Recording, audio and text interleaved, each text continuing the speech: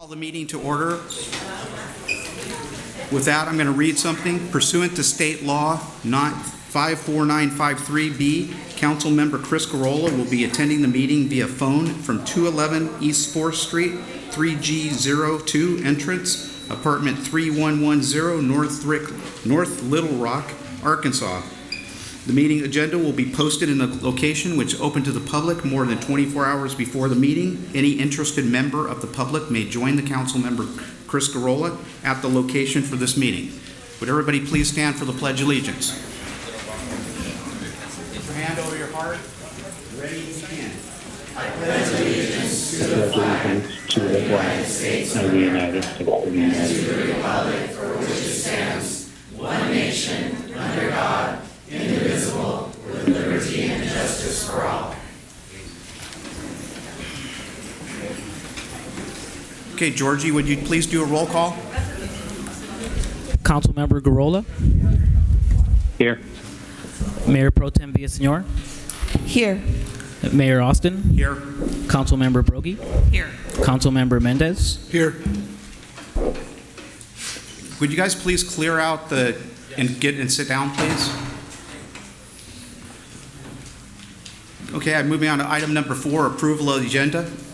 Okay, so moved. I have a motion. Do I have a second? I'll second. I have a motion. I have a second. All in favor? Or can you do a roll call, please, Georgie? Councilmember Garola. Yes. Mayor Pro Tem Villasenor. Yes. Mayor Austin. Yes. Councilmember Brogy. Yes. Councilmember Mendez. Yes. Okay, we're going to move on to item number 5, 5A, Clean Power Alliance presentation. Karen Schmidt, Director of Rates and Strategy.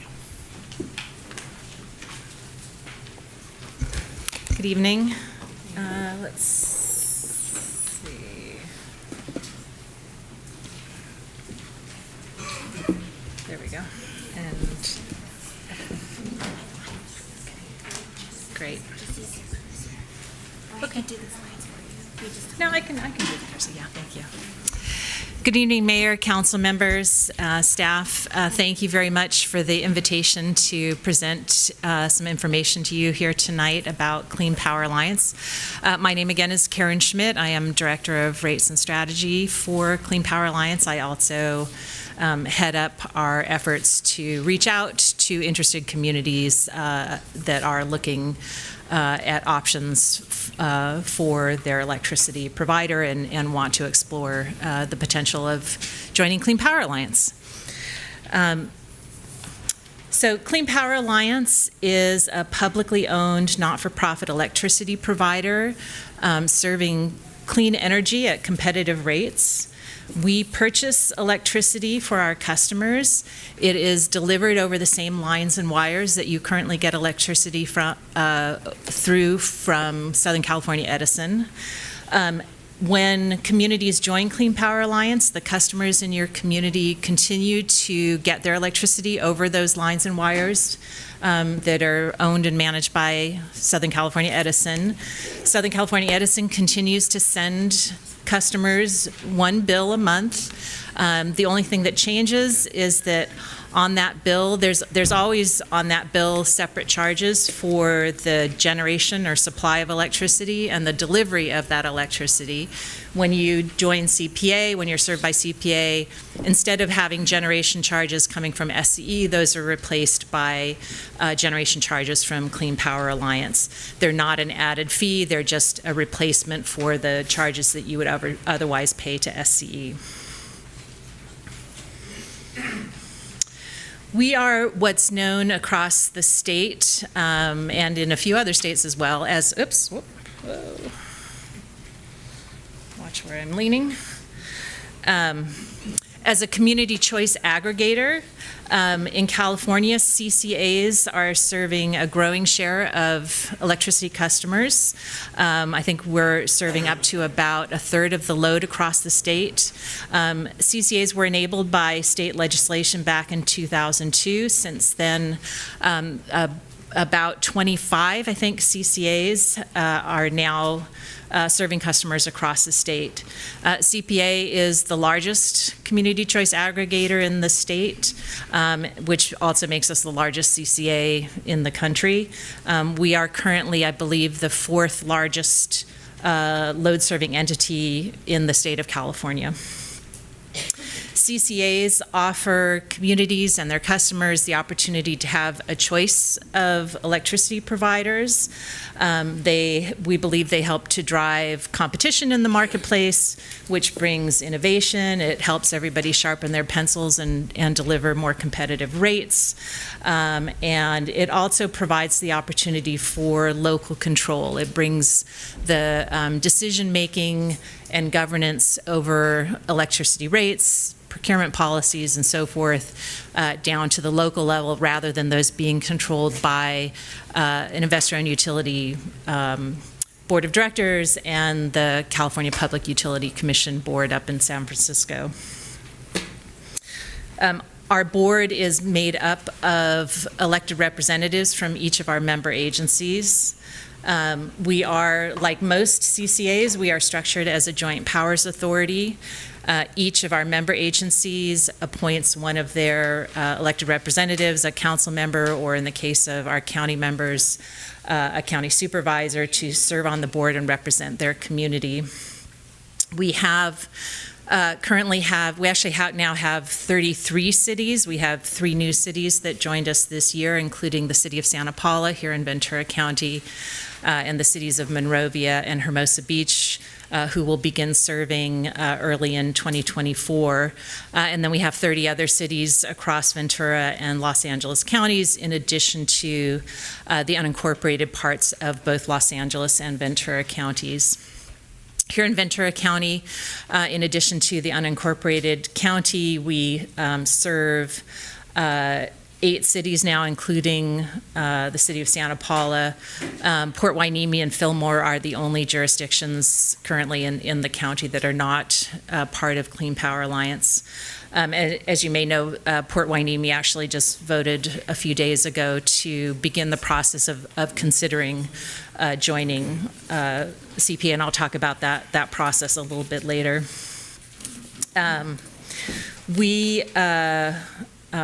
In addition to being the largest CCA in California, I would also note we are the largest provider of 100% renewable energy in the country. We serve more customers 100% renewable energy than any other utility in the nation. I mentioned our board of directors. Like many JPAs, we are a one member, one vote.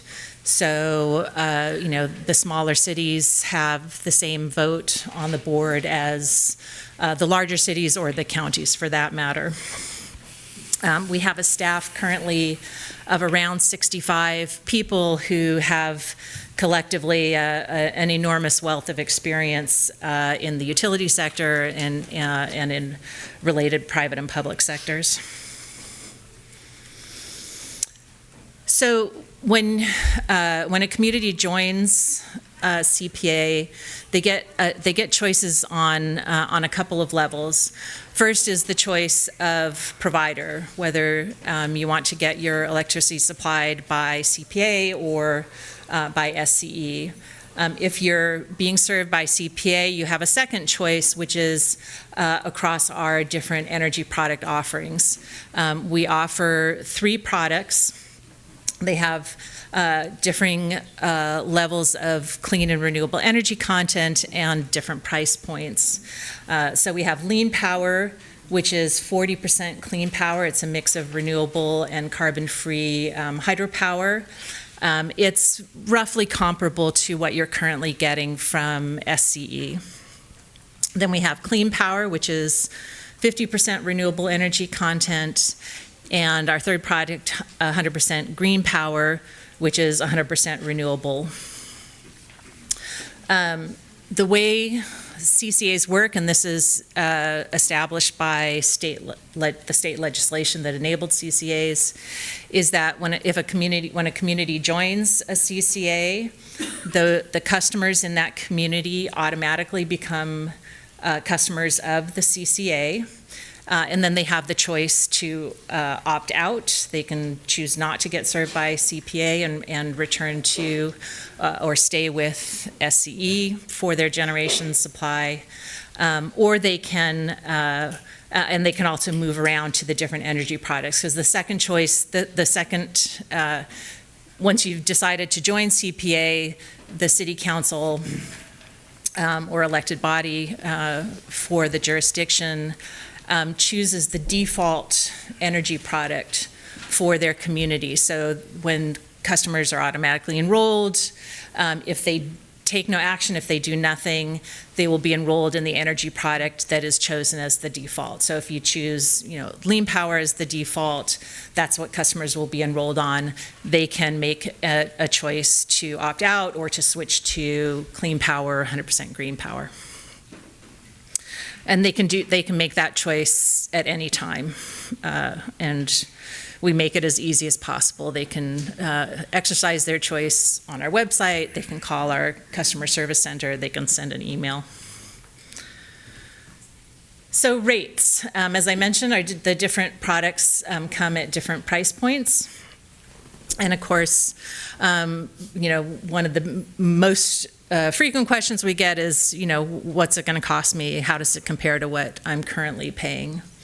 So it is, written into our joint powers agreement. It is a core part of our mission is to offer competitive rates. So we have pretty much almost always had at least one rate that is less expensive than SCE's. And in fact, over the past year, there have been many months where all of our rates have been lower than SCE's. We aim to set our rates on an annual basis to provide rate stability and predictability. SCE's rates may change a number of times over the course of the year, which means that our competitive comparisons may change over the course of the year. What the table here is showing is the bill comparison targets that our board adopted just earlier this month, setting 100% green power at a 3% premium to Edison, clean power at a 1% discount, and lean power at a 2% discount for most customers. We set those targets based on SCE rates as of March 1st. As you may have heard, SCE increased its rates effective June 1st, just a couple weeks ago. And as a result of that, once again, all of our rates are either very close to parity or below Edison's prices. If Edison's rates decrease, which is possible in the coming year, then the bill comparisons would move back toward these targets. As I mentioned, our member agencies each choose a default level or preferred energy option for their customers, the rate that they would be enrolled on if they don't choose to switch to a different rate. As you can see from this shows the preferred energy options that have been selected by each of our current member agencies. When we started, we launched service in 2018. Most of our customers were enrolled in the first half of 2019. At that time, out of our 32 member agencies, a fairly amazing 10 of the 32 started off at 100% green. This is part of what set us on the course to being the largest provider of 100% renewable energy. And after the first few years of service, seeing that things went reasonably smoothly, an additional 12 of our 32 member agencies have changed their default to 100% green. We do still have communities on both lean and clean power. And, you know, we are about community choice. We respect both the communities and our customers' right to make that choice. We don't, we are agnostic about communities' default choice. The other thing I'll just note, the color coding on this slide is just showing that, you know, we have a few more default changes happening this year. Paramount, the city of Paramount is, in October, will be switching from lean to clean. The city of Alhambra is switching from clean to 100% green, and Los Angeles County has been doing kind of a phased process of moving all of their customers to 100% green. This year, their commercial customers will be moved to 100% green, and next year their residential care customers will be moved. One thing I'll note, it says in the little footnote in the lower right corner there, when communities that choose 100% green as their default rate, by, you know, the unanimous, you know, policy established by our board when we first launched, customers who are receiving bill assistance, if they're on care or FARA or medical baseline rates, they get 100% green power at no extra charge. We keep them at the lower rate. Let's see. It's not advancing. Oh, there we go. Okay, another frequent question we get, understandably, is where, you know, what is the source of our power? What is it that we're providing to our customers? We have a major focus of our work and our team is on securing long-term contracts for new renewable energy to support the greening of the grid, the achievement of state goals around carbon-free electricity. We currently have, these numbers actually may be slightly out of date, but we have around 21 long-term contracts signed for about 2,000 megawatts of new renewable energy and about 1,000 megawatts of battery storage. We estimate, it's hard to estimate these numbers, but we estimate that these projects collectively have created some 2,500 jobs. And, you know, part of our board's work is to, you know, set our overall policy goals around procurement, and we focus our procurement efforts on projects that are in or close to our territory to keep the economic benefits of that development and the energy itself as close to home as possible. We prioritize workforce development. Since 2019, all of our energy products have had project labor agreements built into them. We give preference to projects that bring benefits to underserved and disadvantaged communities, and we give preference to projects that show high levels of environmental stewardship. In fact, we have a partnership with the Nature Conservancy to screen all of the proposals that we receive to review their environmental attributes. One of the advantages of CCAs is that as a nonprofit, not-for-profit organization, our net revenues get reinvested back into the communities that we serve. That may be in the form of lower rates. It also comes in the form of programs to benefit the communities we serve and the customers in them. This is just a sampling of the programs that we currently offer or are in development. A few examples are clean energy backup power. This is a project that we're working directly with our member agencies to install solar with battery storage as backup on critical facilities in our communities. So that might be a city hall, a police department, fire department. It might be a library that serves as a cooling center during extreme heat events, so that if the power is interrupted, the community has the use of that battery that's being recharged by solar panels to keep those facilities up and running. We have a community solar program that provides locally generated community solar projects, supplying low-income customers with 100% renewable energy at a 20% bill discount. We have a scholarship program that we've been working on in partnership with community colleges around our service territory, including here in Ventura County, to support college students, young people who are pursuing careers in clean technology and clean energy.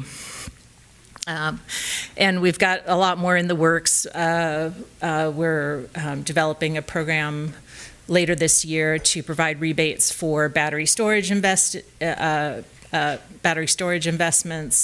We're developing a whole program to provide grants and sort of a menu of projects for our local member agencies who are interested in pursuing things like fleet electrification, building electrification reach codes, a variety of other options and possibilities. Whoops.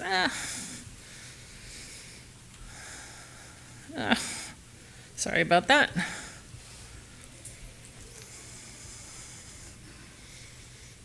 There we go. I mentioned bill assistance.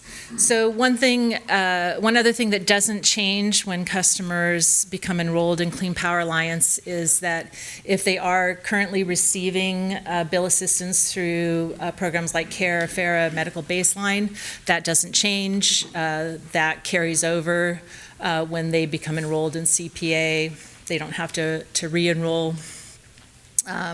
As I mentioned, they get an added benefit if the community is a 100% green default, that they don't pay any extra charge for that higher level of renewable energy. And all of our programs have prioritized low-income customers and communities through, for instance, higher incentive levels or program set-asides. So lastly, I think this is my last slide, just a little bit about the process that communities undertake if they want to consider the possibility of joining Clean Power Alliance. So typically that process of engagement with the city takes place over the course of a year. Sometimes it can happen more quickly. Sometimes cities may deliberate on this over 2 years or more. Hermosa Beach, which was an early promoter of the CCA concept in the South Bay, it took them 10 years to finally decide to join CPA. As I mentioned, they joined last year and will begin service in early 2024. We try to work with communities who are interested in moving forward in a particular year to come to a decision about starting on that process by around this time of year, because as part of the process, we at CPA have to conduct a feasibility study or an impact study to look at the load for the customers in your community, and our ability to serve that load, how that affects the financial impacts to our existing customers, and our ability to serve your customers at the same competitive rates that we offer the rest of our customers. Doing that study requires getting data from SCE, and that can be a 6 to 8 week process. So that's part of why we like to get that process in motion around this time of year. I will note that requesting the data from SCE doesn't cost anything and doesn't signify any commitment. So if communities are thinking about it, I encourage them to submit that paperwork as soon as possible. The other step that city councils have to undertake is to commit a $10,000 study fee to help offset our costs of conducting the feasibility study. And it also, I think, serves as a useful step for most city councils in sort of gauging the level of interest and in moving forward, at the present time. Once we get that commitment, get the data from SCE, we conduct the feasibility study. We try to get those done by the end of the summer so that we can bring them to our own board to review the results and make a decision on whether to invite the city to join the Joint Powers Authority. If the board decides at that point not to invite the city, the $10,000 feasibility study would be refunded. If the board does, decide to invite the city to join, the city then has a couple of months to pass an ordinance to officially join the Joint Powers Authority and to launch the process of becoming part of a community choice aggregator, and then. All of this culminates by the end of the year.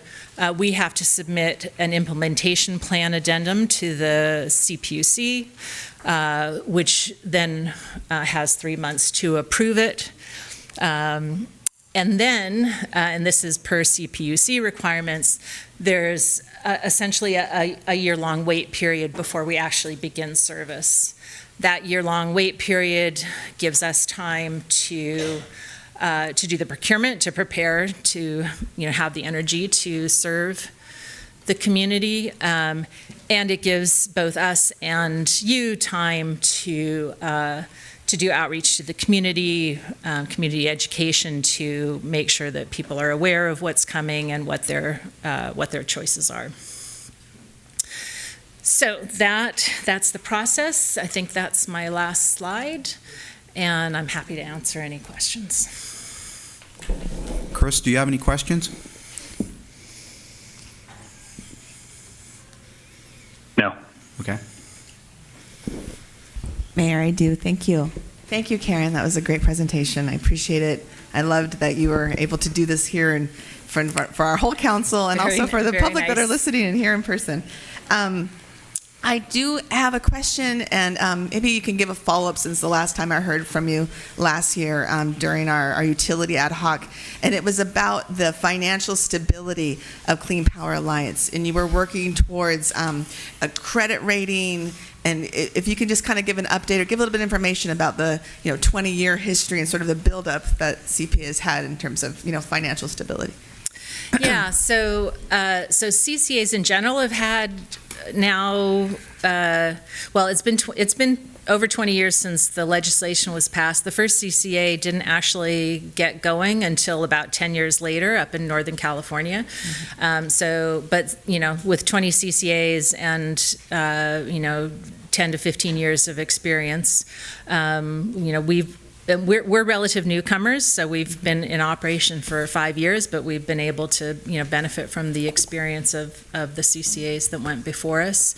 We, as the largest CCA, we benefit from some economies of scale in terms of our procurement, and, a variety of other ways that lead to us being, in addition to being the largest, we are, one of the most efficient in terms of, our overhead costs, pretty much any metric down the line.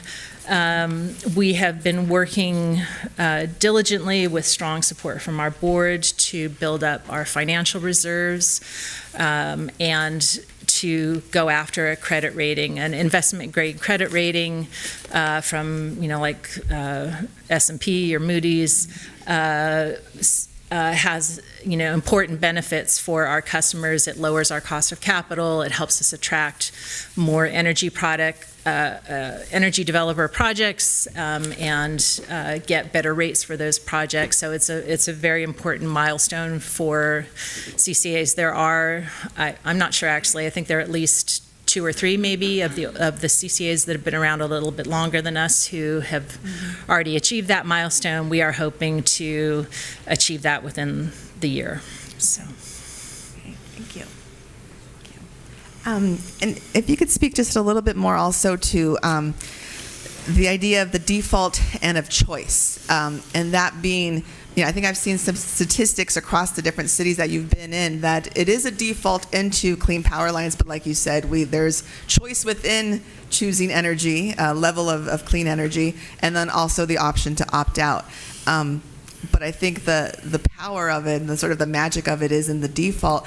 Can you talk about those, how easy it is to opt out, and then sort of percentage-wise across your towns, has there been a lot that have decided to, you know what, CPA, okay, but I'm gonna go back to Edison? Yeah, very good question, and I meant to mention this earlier. Across our whole service territory, our opt-out rates are low. I think our overall participation rate is about 93%. So of all the customers that are eligible, on average, less than 7% decide to opt out. There is some movement, within each of our communities of customers who move up or down from whatever the default rate product is. But it is also, kind of a fact of human nature that the default level that the council chooses tends to be what a majority will stick with. Yeah. Great, thank you. Carrie, you have any questions?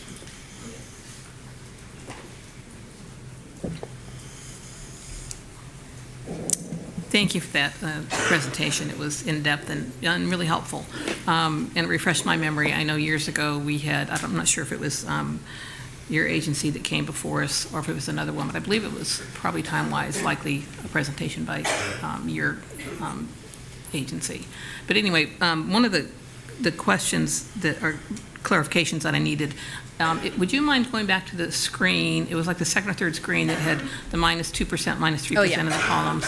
And I'm not quite sure what the numbers represented on that with the negative and then a +3 in the third column.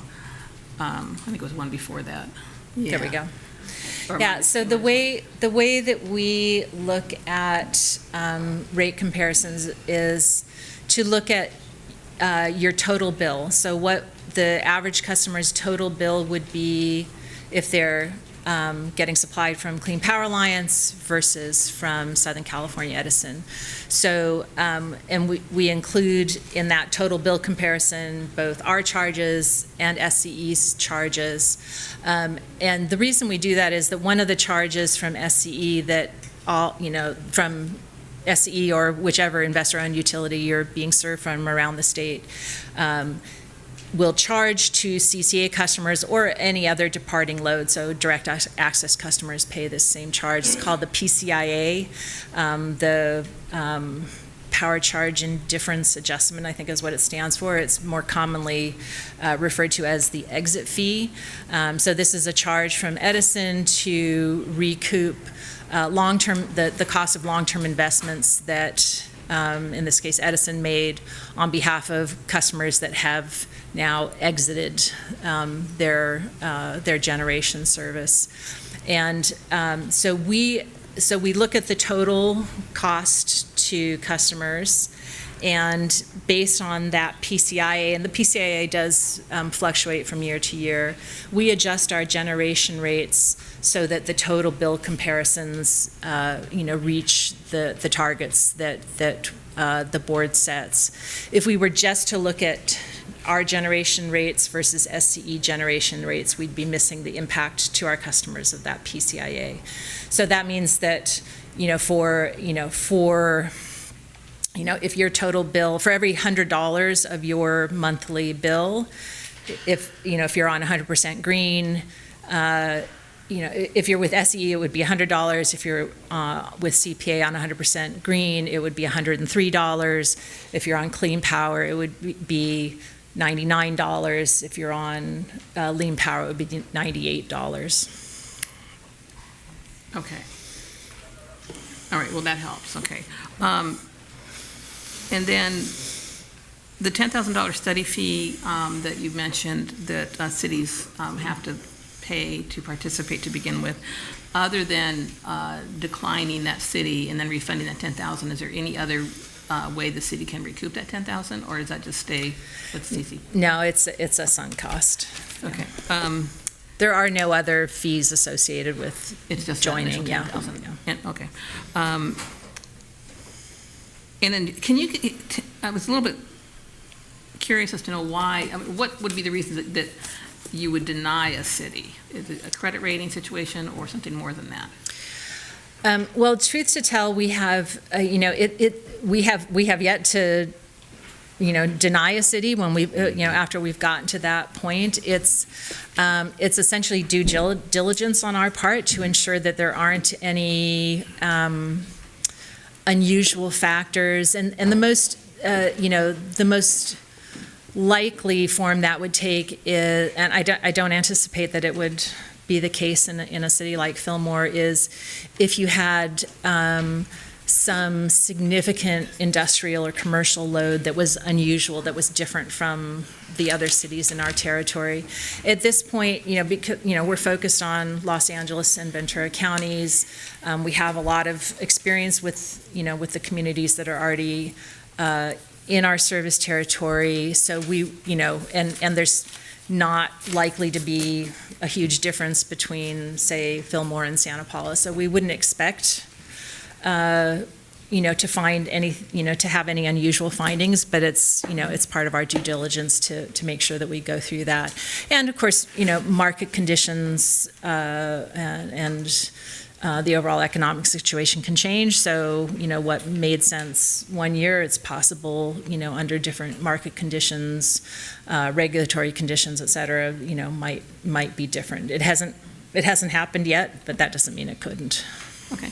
And then off the top of your head, and this is not that significant, but I'm curious to know, of all the cities within the county of Ventura or the unincorporated county, who's been with your agency the longest?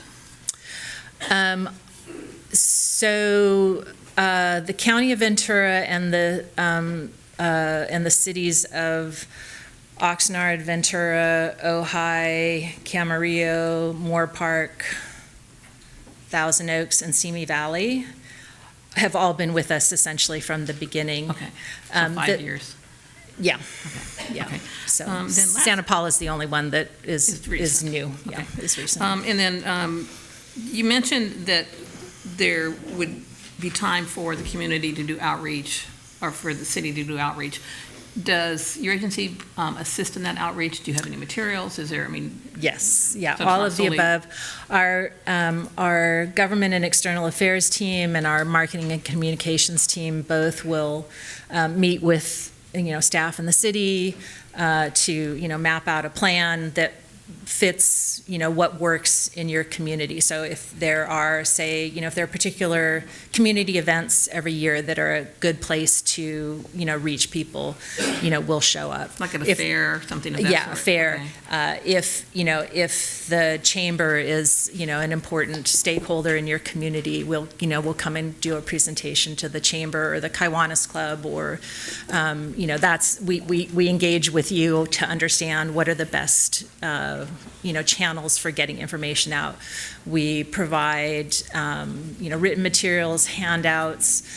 We'll provide information to put on your website, or if you do a community newsletter, we'll work with you on whatever those, if some communities are really big on social media, some communities do not do anything on social media, or the city, I should say. I don't know if there are any communities that don't do a lot on social media, but if that's a good venue, we will provide material to push out on social media. Great. Thank you. That's all I have. I have one question. Can you make sure that our city manager gets a hold of those slides so he can forward it on to council? Yeah, I think he's already got them. The other things, this was just a presentation. This was not an agenda item. Yeah. So I'm going to take all the comments that have come in on this and move you down to public comments. I put you at the head of the table just so that you can go first. Thank you. All right, thank you, Karen. Thank you. Thank you. Okay, our next item is 5B, housing element. Kevin?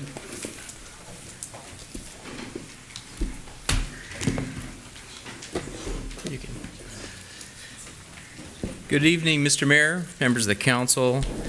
There are questions on the housing element of the last council meeting, and I'd like to give a little introduction and explanation of where we are. The city hired a company called Kimley Horn, a consulting company, to help the city with the housing element.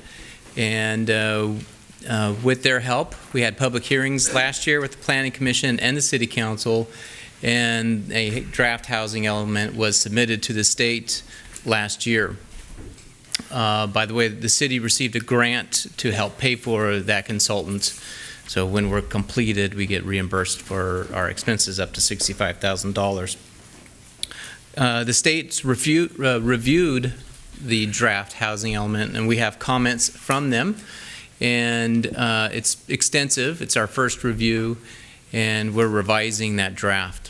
When that revision is done, we'll make it a public document, collect any comments that there might be, and then resubmit it to the state. We expect the review going back and forth between the city and the state to take about maybe 4 or 5 times. That's typical for other cities. Other cities have gone through it 5 or 6 times, but our consultant's pretty experienced, so hopefully we can knock a cycle down.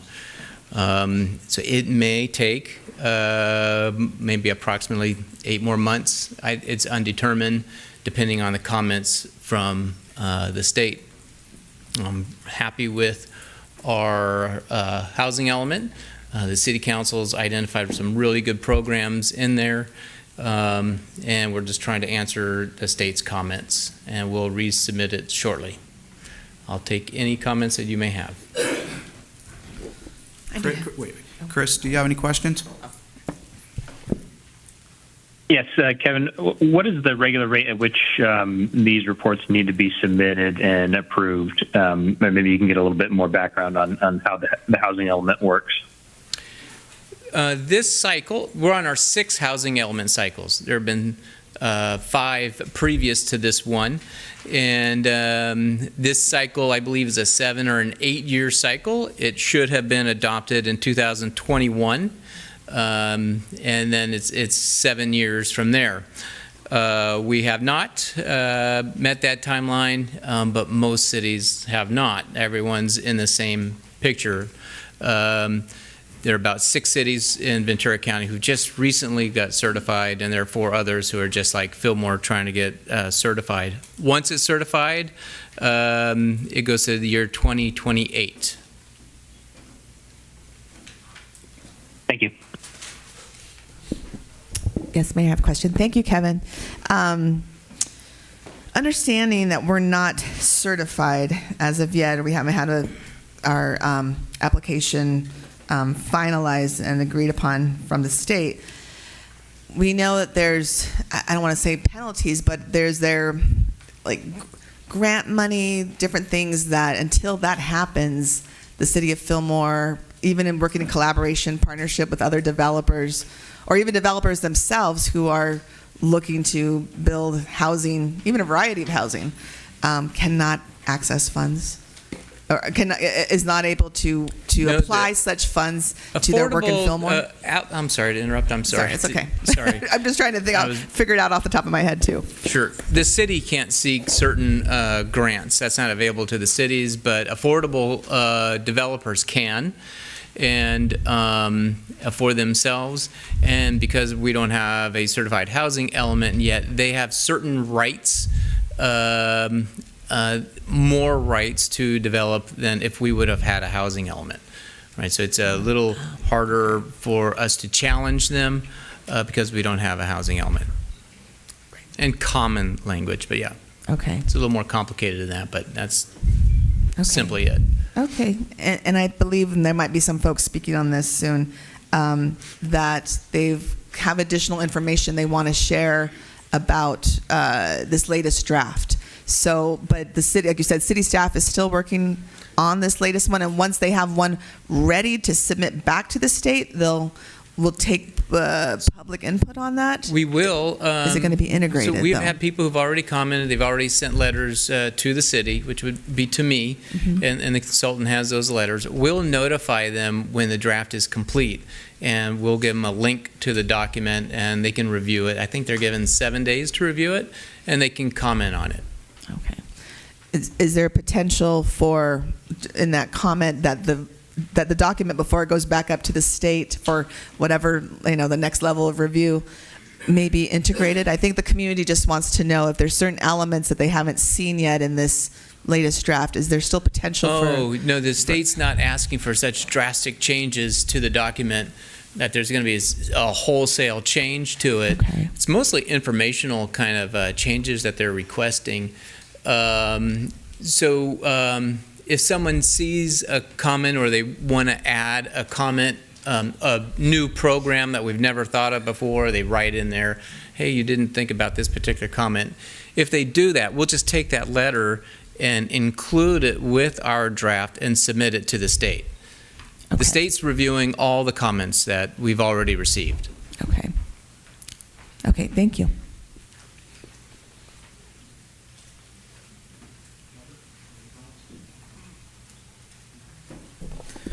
Thanks, Thank you. Kevin. All right, thank you. Okay, we're going to move on to public comments. I'd like to set up some ground rules. No cheering, no clapping, no disturbances from the audience, please. We're going to limit the time to 2 minutes because we have a ton of speakers and we don't want to spend till 3 o'clock in the morning here. Also, when approaching the dais, I'd appreciate if you could indicate whether you're a Fillmore resident or not. With that, I'm going to call up Norma Amaro. 2 minutes? Wow, takes me that long to get up here. Well, Okay, the last best small town. That's what we need to do. In order to keep Fillmore the way it is, everyone needs to respect one another. I've been in my business 20 years. I've been in Fillmore 72 years. And I plan to stay here till my last days. But I want it to be wonderful and respectful to one another. So, this is not my first, but hopefully my last time up here talking about this, because I've mentioned this to councils before, and over and over, no one's done a darn thing about it, so yes, I'm upset. It's about parking on Central. In order for us to thrive, people need to respect one another. There are several business owners, their workers, their helpers. They continue to park on Central day after day, 1 hour, 2 hours, 5 hours, all day long. No one does anything about it, and I've asked you all, please do something about it. I've called the police, and they said, well, they can stay there 2 hours. Yeah, a lot of these stay 2 hours, they go around the block, another 2 hours, go around the block, another 2 hours. I go to the Wells Fargo every single day after I close my business, and because I've been in Fillmore 72 years, I know everybody, and they come up to me, well, Norma, we drive through Central, but we can't park because there's nowhere to shop. They can't get in. There are so many merchants and their helpers and their workers that park on Central all day long, and nobody does a darn thing about it. I'm angry about that. It should be limited to customers only. Businesses are closing down everywhere, because of the overhead. They're losing customer parking. It doesn't help at all. We need to respect, support one another, and if the community thrives, it helps everybody, okay? I've talked to several businesses about this, and the answers are basically, I don't care. One individual parks his truck, he knows who he is, and you all do too, on Central with the advertisement of his business every day, all day long. Another one says, I park on Central because I don't want to walk around the back. You know what? I don't either, but I do it out of respect. Another one says, well, I park in front because I want to unload things. Norma, I unload things too. Norma, can you please wrap it up? Oh my gosh. Bottom line is, I want you to amend the business contract, please. Put there where people that have businesses on Central are required to park in back. Not please park in back, but you're required to park in back. Thank you. And I want something done about this, or you'll see me again. Thank you. Next speaker is Phil Fewsmith.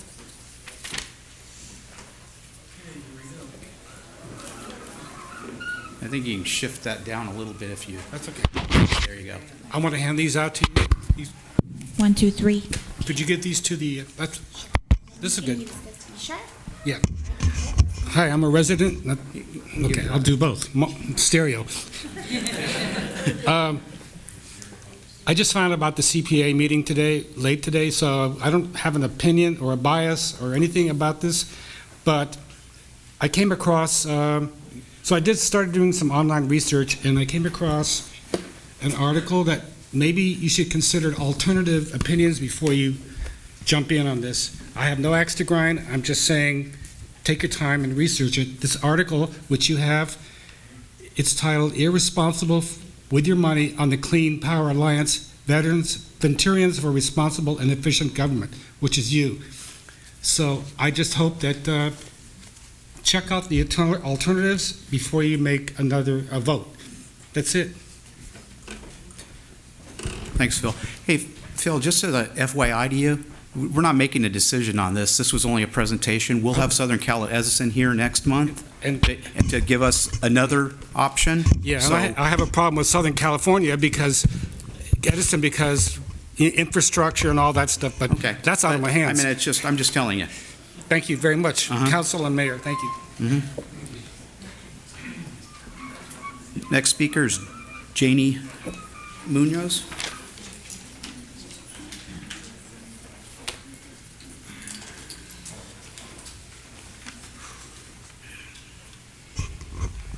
Hi, I am a Fillmore resident.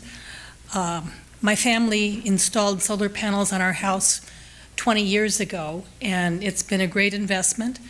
But I am so impressed with the Power Alliance so that everybody can benefit from clean energy and the sustainability. And I'm just really encourage everybody to go for this. People who live in apartments and can't put solar panels on, people who can't afford solar panels, people who just don't want to bother with maintaining them, but they can all benefit from clean power. Sustainability, we've got to do it for our future. Another thing I noted is that the profits that they make are reinvested in the community, so we can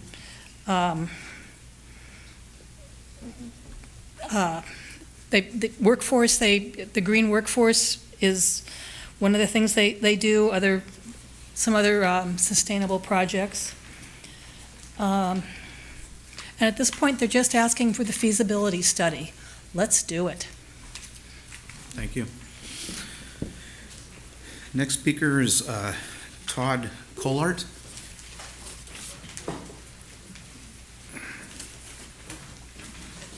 Good evening, Mayor and Council. My name is Todd Collard. I live in Ventura, and I'm a 100% green user of CPA power. And I've had absolutely no problems transitioning from SCE to that new regime. I'm coming to encourage you to pursue this investigation and ideally join CPA for 3 reasons. First one is we're awash in carbon dioxide in our atmosphere, the highest levels in 4 million years, and that's hard to grasp, but we're all in this together. And what CPA does, as prior speakers mentioned, is allows everybody to participate by opting into green power. And I've done that. I have an electric vehicle, which makes a very complementary mix, as well as solar panels.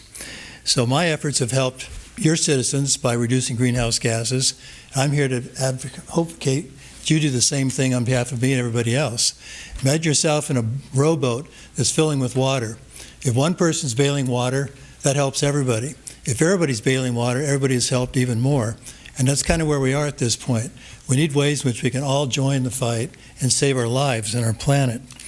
Second reason is CPA provides, I think, a good counterweight to the independent utilities such as Edison, and that's important for another reason. And you may have received a bill like I got recently that has an announcement that Edison is proposing rate increases of 22.6% for 2025, 6% for 26, and 6% for 27. So the rates are going up, and it's hard as an individual to challenge those rate increases before the California Public Utilities Commission, but having somebody on your side, such as the CPA, can help you do that. And lastly, the state's mandated the general plans include or have a party to them a clean climate action plan. And endorsing green power and having your city on that is a huge step towards meeting your obligations for reducing greenhouse gases, as all cities are having to do. So I encourage you to investigate it and ideally make the decision to join it 100% green. Thank you. Next speaker is Hallie Ellers. Sorry if I botched it. I always botch last names. Hello, my name is Haley Ehlers. I am personally not a resident of Fillmore, but I'm speaking on behalf of Climate First Replacing Oil and Gas, or CFROG. We are a grassroots organization dedicated to combating the climate crisis by working to shape the transition away from fossil fuels to a carbon-free economy here in Ventura County and beyond. We are very excited to speak in support of the City of Fillmore joining the Clean Power Alliance, an important move towards energy democracy with major greenhouse gas emission reductions and community benefits. A move to community choice energy is one of the most impactful decisions a city can make for climate action and greenhouse gas emission reduction. This will not only help to ensure a comfortable, thriving future in Fillmore, but aligns the city with the California state goal of 100% clean, renewable energy electricity system by 2045. As a city located right in the middle of the fastest warming county in the lower 48 United States, it's essential for Fillmore to move forward with the investment of a feasibility study. Fillmore is one of the last remaining cities in Ventura County to not have joined Clean Power Alliance. Just last week, just down the 126, Santa Paula City Council selected 100% green power default rate, taking a massive stride towards reducing their emissions and increasing their access to clean energy for all residents. But this still won't go into effect until March 2024, and they began their feasibility study last year in 2022. So it's important that Fillmore move swiftly and prioritize climate to ensure residents and businesses are not left behind. Clean Power Alliance rates are typically competitive and are currently lower than SoCal Edison's rates, and opting into CPA also allows Fillmore residents and businesses to choose where their energy comes from and offers an alternative to the utility monopoly of SoCal Edison, leading to more competition and better prices and services. This also provides the opportunity for you to make sustainability more equitable and accessible for Fillmore residents. By opting into 100% green default, low-income residents can access this energy level at a lower-priced clean energy rate. Additionally, Clean Power Alliance... Can you please wrap it up? Yeah, reinvest profits right back into their member communities. So we urge the City Council to move forward with this worthwhile investment of a feasibility study to join Clean Power Alliance. Thank you for prioritizing the future. Thank you. Okay, next speaker is Stephen Auclair. Mayor Austin, Mayor Pro Tem Villaseñor, I'm here today to speak about the Clean Power Alliance. I could touch on some of the points the earlier speakers made, but I really want to acknowledge what I could be spending more time on, which is warning you, don't listen to the oil lobbyist, warning you and asking you, saying, hey, when was the last time Southern California Edison did anything for Fillmore? But what I want to talk about is the jobs that this will bring. And I hope that in the future of those presentations, there'll be a big slide just about jobs.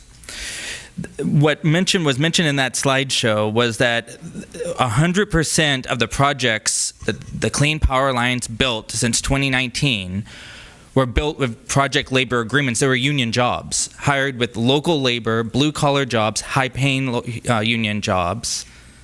And to mention a really exciting partnership, IBEW, the electrical workers. Many of them are right here in Fillmore in the Santa Clara Valley. They just happen to work in oil fields. But listen to the oil workers, because they say, we want good paying jobs too. And that's exactly what's happening here. IBEW, the oil workers, partnered with the Clean Power Alliance and community colleges to offer free training programs that will allow these workers to make over $100,000 a year in these jobs. That's what Fillmore needs. They need those jobs right here in our own community. And doing it with a project labor agreement means at least 50% of the projects built will be hiring people right here in the service area, including the city of Fillmore. So listen to the oil workers, listen to IBEW, listen to the Clean Power Alliance, listen to the environmentalists, but listen to your own community. They want good jobs. They want good union jobs. They want to make $100,000 a year and have good middle-class jobs that they can go to your streets right here and shop locally and buy locally. And that's what community labor agreements, project labor agreements accomplish. So please put the power of the power in your hands and advocate on behalf of your residents for good middle-class jobs. Thank you. The next speaker is Farah Stack.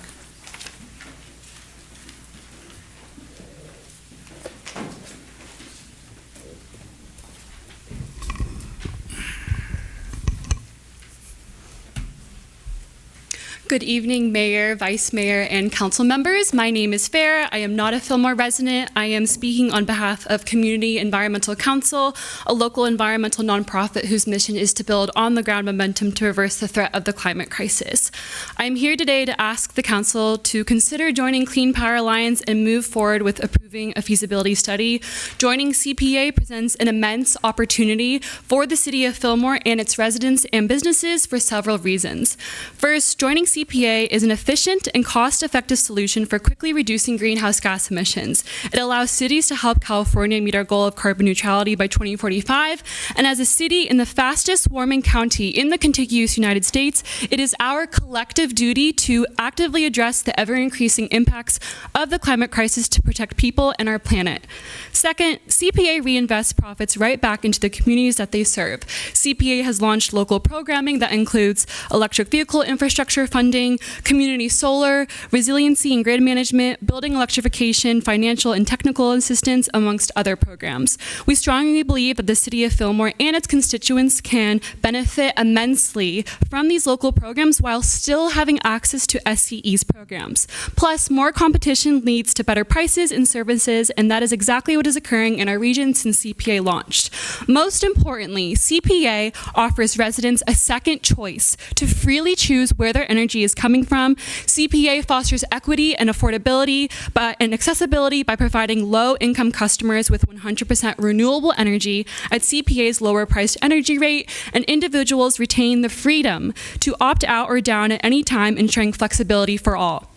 We urge the City of Fillmore to join the cities of Oxnard, Ventura, Thousand Oaks, Camarillo, Moore Park, Simi Valley, and County of Ventura, who have been enjoying the choice to have an alternative to SoCal Edison for a few years. Just last week, the City of Port Hueneme voted to authorize the CPA feasibility study, and the City of Santa Paula voted to join CPA at 100% green power. Please consider joining CPA and move forward with the feasibility study. Thank you so much for your time. Next speaker is Jennifer Hernandez. You're kind of a combined one, so I'm just going to allot the 2 minutes unless, I mean, you're CPA. I didn't know whether you wanted to speak on both Pride and CPA or. I so do. We'll I just can do it 2 separate minutes. them though. Cool.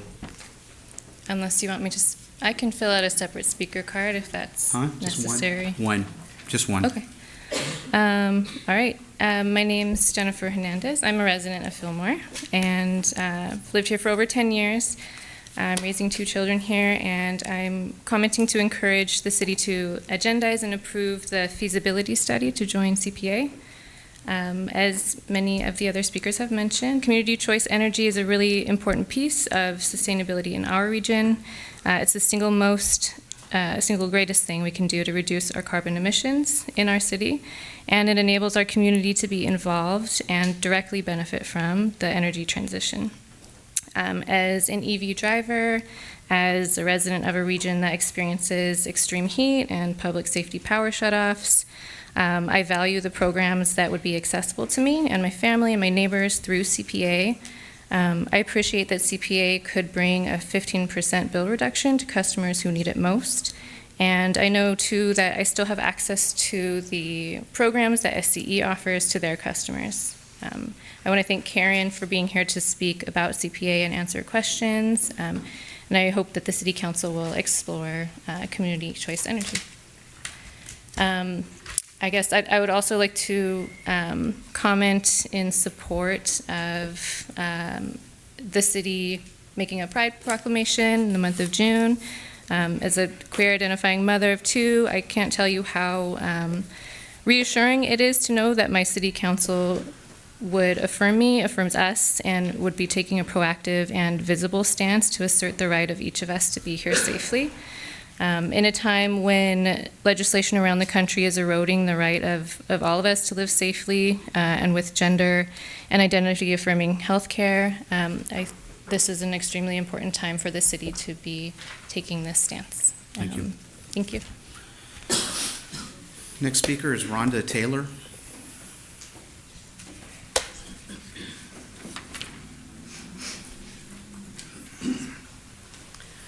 Good evening. My name's Rhonda Taylor. I am a resident of Fillmore for the last 5 years.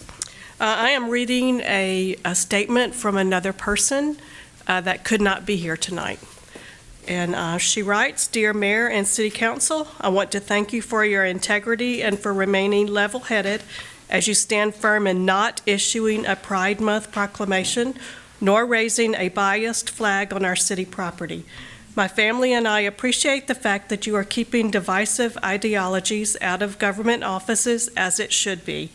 The flagpoles on government buildings should be reserved for flags that unite Americans and promote the steadfast values of our country was founded on, not for hidden agendas that destroy family culture.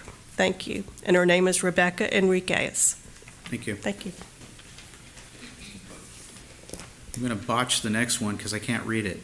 Is it Regina? Regina Stately Nunez? You scribbled on there, huh? And I taught penmanship. Thank you. I've lived my entire life in Fillmore. My name is Regina Staley Nunez. And the last time I stood at this podium was when we were fighting the pot industry. So it's been a while. But it seems the very same reasons then bring me here now. Groups that are targeting our children. This council stood up to the pot industry then, and time has shown that it was on the right side. As research continues to show the effects of pot on young growing minds and on their communities that they live in, now we are here with another industry targeting our kids. And again, I ask you, the council, to stand against this proclamation for the sake of our kids, please. Thank you. Thank you. Next speaker is Eric Adam Lanz.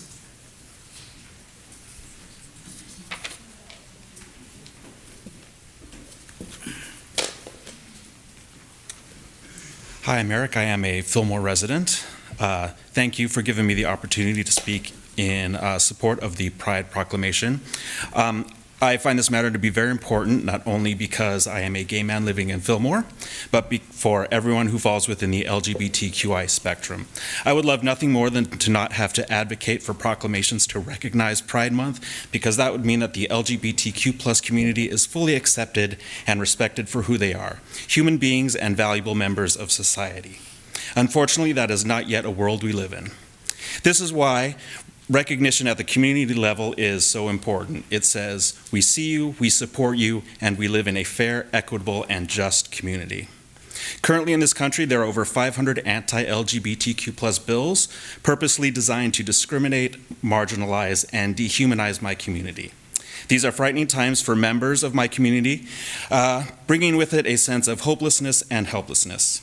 Now more than ever, we need to be visible and to be as vibrant and arcing as the rainbow that represents us.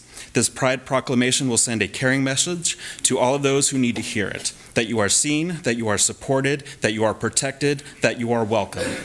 I'm not being overdramatic when I tell you that something as simple as a proclamation of acceptance from one small community can be the difference between life and death for our LGBTQ+ youth.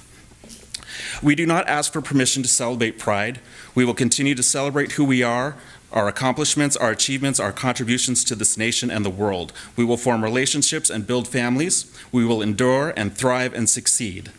Please vote in favor of the proclamation recognizing the month of June as LGBTQI Pride Month, because we are stronger when we join together as opposed to letting our fears separate us. Thank you.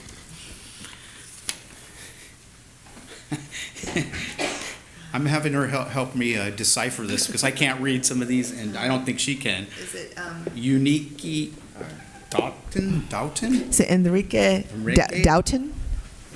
Sorry, unique, maybe unique Doughton? Maybe you can help me with the pronunciation. Yes. No, it's okay. Unique is correct. Okay, I thought it was, but yeah. I know. Everybody is always worried about that. Okay. Exactly how you pronounce it. Thank you. All right. My name is Unique Doughton. I currently serve as Secretary of Diversity Collective of Ventura County, as one of the officers of the largest nonprofit LGBTQ organization in the county. You would think that I've been out and proud for decades. That is simply not the case. At the start of this month, I accidentally came out to my sister. My out and proud life bled into a conversation with my sister, and I could no longer circumnavigate my truth. My sister is a National Guardsman, a military police woman, and served in Afghanistan. She is also a deeply active member of the Christian Church. What I wasn't prepared for was the hurt in her voice when she realized that her little sister hadn't come out to her for 43 years. After taking time to process the information and declaring that her love for me would never change, she asked, "Why didn't you ever feel safe enough to come out to me before?" That is why I'm speaking to you all today. While my sister has a deep and abiding love for me, she was shaped by the community we grew up in. She modeled this behavior, not quite discriminating, but certainly never fully welcoming. By reinstating your Pride Proclamation, the city of Fillmore had the opportunity to demonstrate that all are welcome here. Fillmore can and should create a safe space, not just for your LGBTQ population, but for their family members as well. Thank you for your time. Thank you. Next speaker, I'm going to mess up your last name, Jake. Fagundes? Well, next is Aaron, so. Okay. Oh, fun for you guys. All right. So yes, my name is Jake Fagundes, and I'm a resident of the city of Fillmore.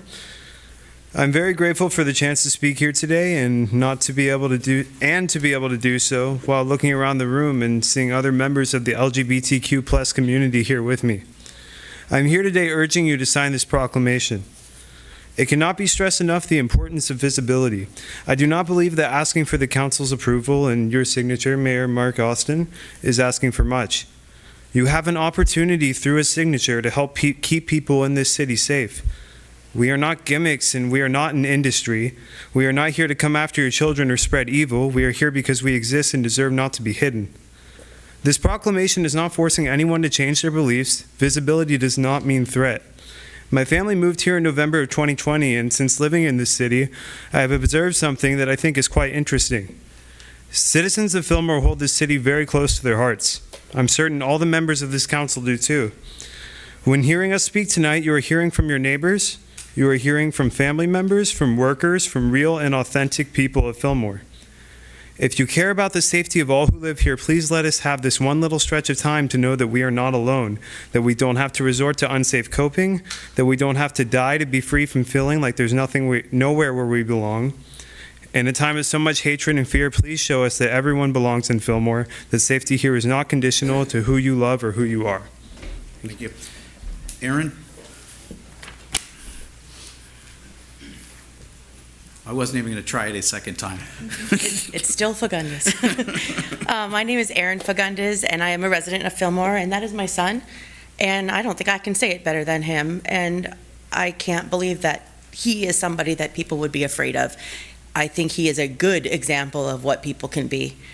And I think, I can't even, like I said, I can't say it like he can, but he's not a threat.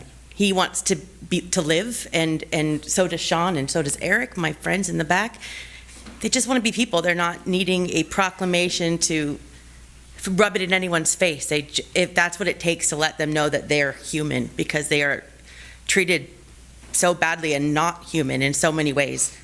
What Eric said, I wish we didn't need a Pride Month. I wish we didn't need to fly a flag. I wish people could just live their own life and people can let them, but it's hard to do that. So in the meantime, I hope people can realize that a flag is not going to hurt anyone. A proclamation of pride is not, it's not pie. You don't get less because you give somebody else something. And I just thank you for the opportunity. Thank you. Next speaker is Lynn Edmonds.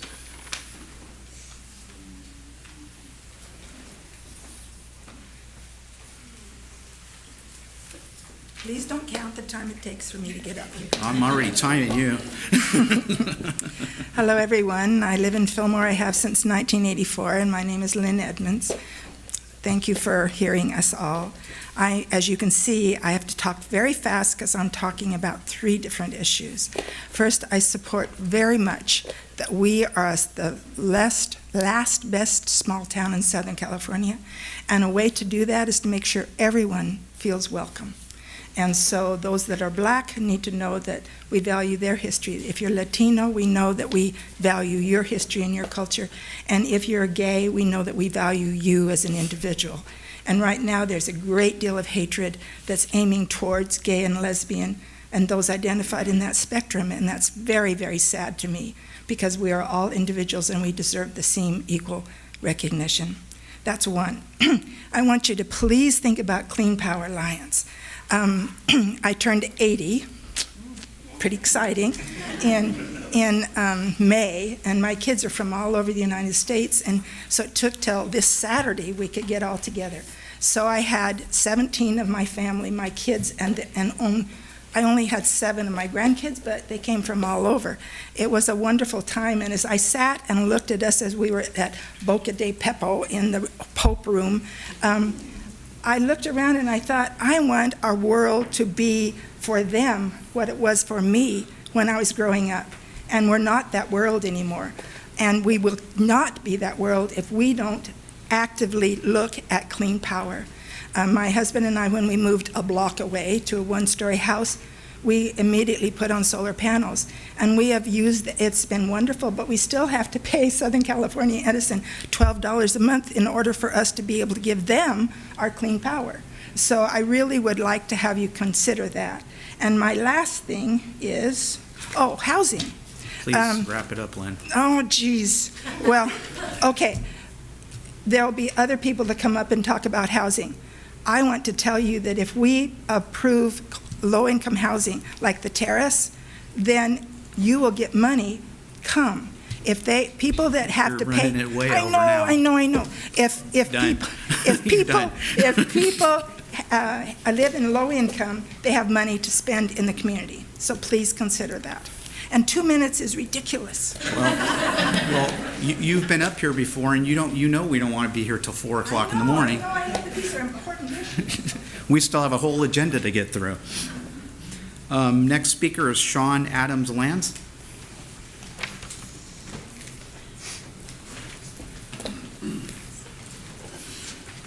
Hi, I'm Sean Adams Lance. I am a resident of Fillmore, and I hope everybody's doing well. I'm standing before you tonight to respectfully request that the Fillmore City Council and Mayor Austin sign the proclamation recognizing the month of June as LGBTQIA+ Pride Month, as you did in 2021.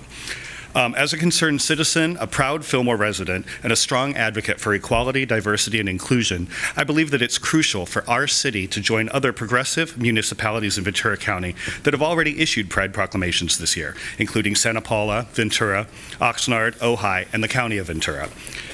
LGBTQI+ Pride Month is a time of celebration, commemoration, and advocacy for the rights and well-being of lesbian, gay, bisexual, transgender, queer, intersex, and asexual individuals and communities, all of which are represented here in Fillmore.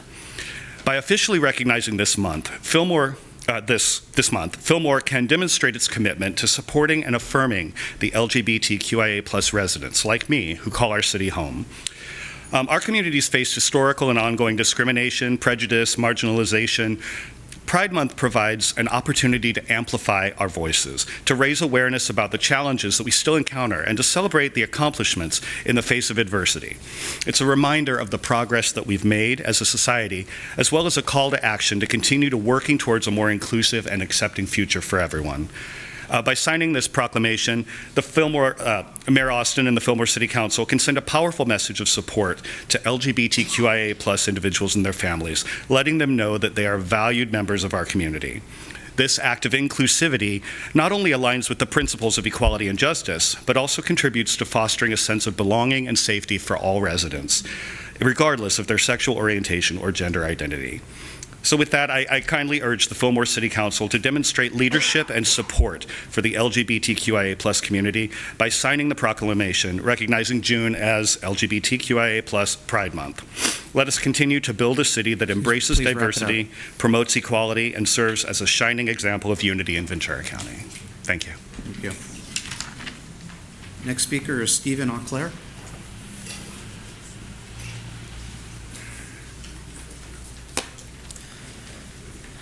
Mayor Austin, Mayor Pro Tem Villasenor, Council. I just want to urge your council to join your colleagues. Join your colleagues in the city of the city of Simi Valley, who last night unanimously did a pride proclamation. There are some that would want this to be a partisan issue, and it's not a partisan issue. As you know, your colleagues in Simi Valley is a 5-0 conservative majority. There's a conservative majority in Camarillo and in Thousand Oaks, and both of them are affirming their residents and stating that they want to save lives. They want to save the lives of all of their residents by doing a proclamation, by saying you belong in this city, that we want you to be thriving members of this city. We want you to be able to shop downtown and be able to work locally and have a strong middle class here in the city of Fillmore. That's what they're saying in their community, and I hope that this community is not left behind. Your colleagues in the city of Santa Paula just did it, and your colleagues in the Board of Supervisors. Again, a conservative majority. So it's not a partisan issue, and I really regret that some would make it a partisan issue. It's about saving lives, and it's about having a strong community. It's about putting families first and saying we want a strong community, a strong youth movement in this city, and we want you to stay here. We want you to start your family here in the city of Fillmore. We want you to work locally, hopefully with a project labor agreement with our Clean Power Alliance, but stay here, thrive here. That's what the purpose of a Pride Proclamation is. So don't get distracted by saying it's a constitutional issue or it's a partisan issue or it's something else. Join your colleagues from Simi Valley, Camarillo, Thousand Oaks, the Board of Supervisors, even the local libraries are flying them.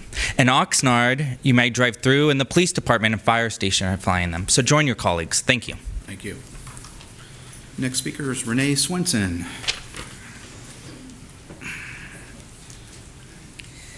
Good evening, Mayor and City Council.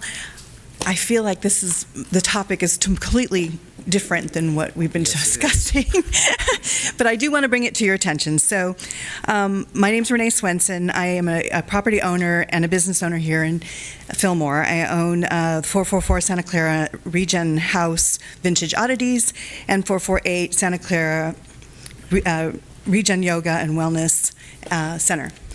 And as you know, they are craftsmen's, 1911 craftsmen's that look like homes. They were created for work-life spaces, and they are part of the CBD, which is the Central Business District, which is part of the red zone. And unfortunately, we have a challenge with our signage. We have been cited several times, and we've been trying to make amends or try to work within the code, which doesn't really apply, because we are 25 feet set back from the sidewalk. We are the only two buildings in the entire downtown SBD district that has that setback. And we got a letter from Ashire and Wender that says, violation of the city code may constitute criminal misdemeanor, which may be punishable pursuant to FMC 1.08.05. Every day that the property violates the city code constitutes a separate offense. And I am not a criminal, So I do want to figure out how to rectify this. I want to thank Brian McCarthy for helping me walk through this. But I will be sending, well, there's just three choices I have. One, remove, I would like to have this council consider removing 444 and 448 Santa Clara from the CBD so that we don't have, so we can have a standalone sign next to the sidewalk. Two, we could approve a variance, which I actually Need to wrap it up am going to submit, and I'll be sending all this paperwork to all of you. And three, remove the signs and have further risk of losing business or going out of business because the residents just don't know who we are and what we do. Thank you. Thank you. Next speaker is Tracy Stewart. I have a funny feeling you're not going to be the same either.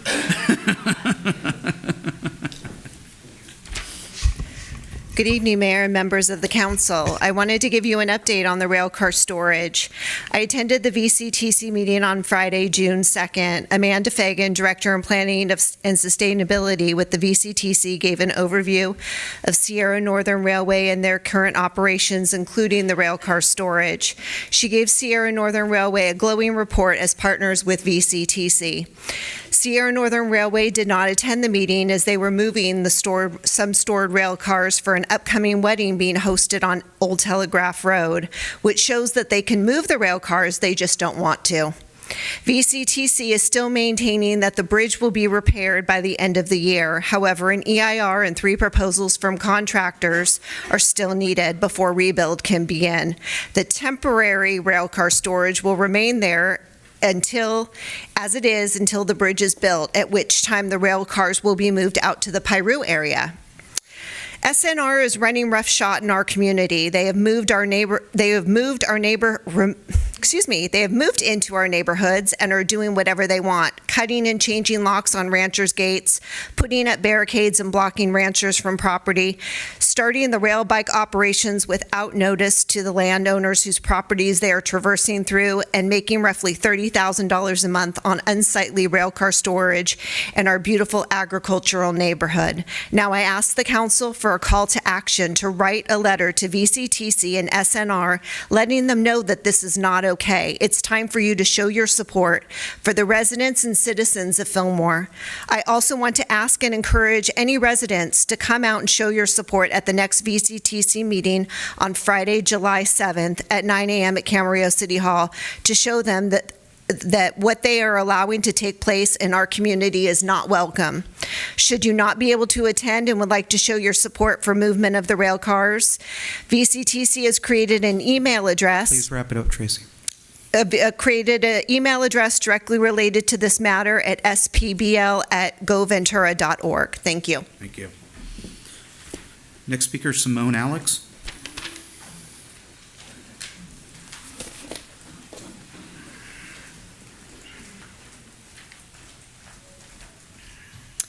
Council, my name is Simone Alex. I'm a resident of Fillmore. If you're squinting really hard to read my shirt, I will help you. It says female, the real thing. Why? Because it's the truth.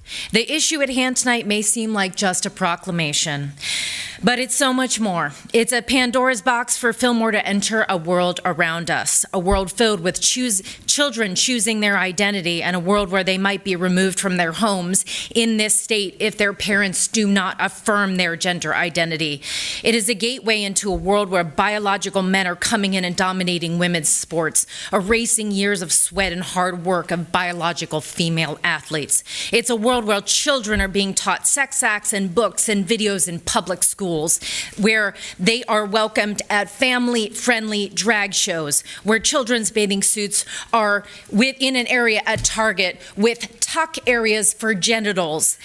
A world where men can supposedly have babies when the truth is that a man is actually a biological woman who has had plastic surgery and is taking testosterone.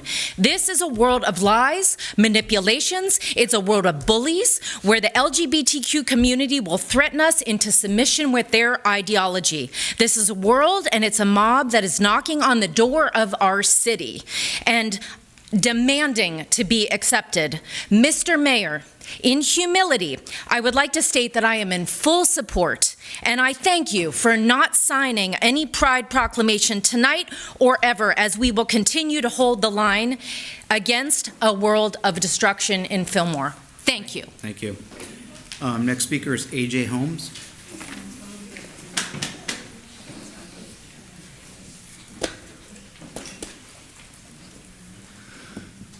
Thank you, Council.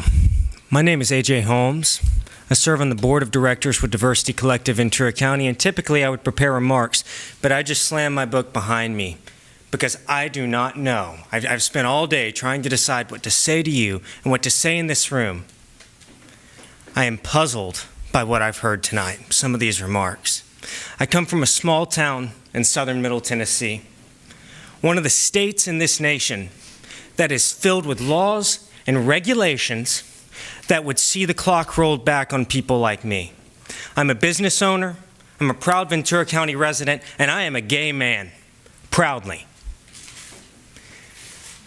Some of these comments are absolutely sickening, because I grew up in a state where I could not confidently and publicly come out. When I first came out to my mother, I had to come out as bi, and that took years. And then when I came out as gay, I thought my world was going to end. I was surprised when they supported me. But I got to say, when I moved here in March of 2020, I thought, my goodness, I can live in a place freely. I came to Fillmore in June of 2021. You had a Progress Pride flag raising in this city. What's that, sir? Keep speaking. You were nodding your head no.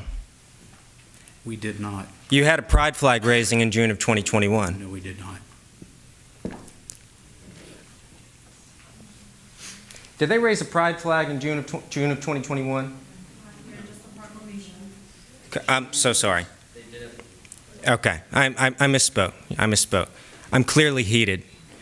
And I know that this is a hot and touchy issue for a few folks, and I'm going to wrap this up. I would ask you, Mr. Mayor, A, not to gesture when I'm speaking to you, because you're not supposed to respond, I didn't believe. But more importantly, please, sir, support a pride proclamation for this city. Thank you. Next speaker is Patricia Logan.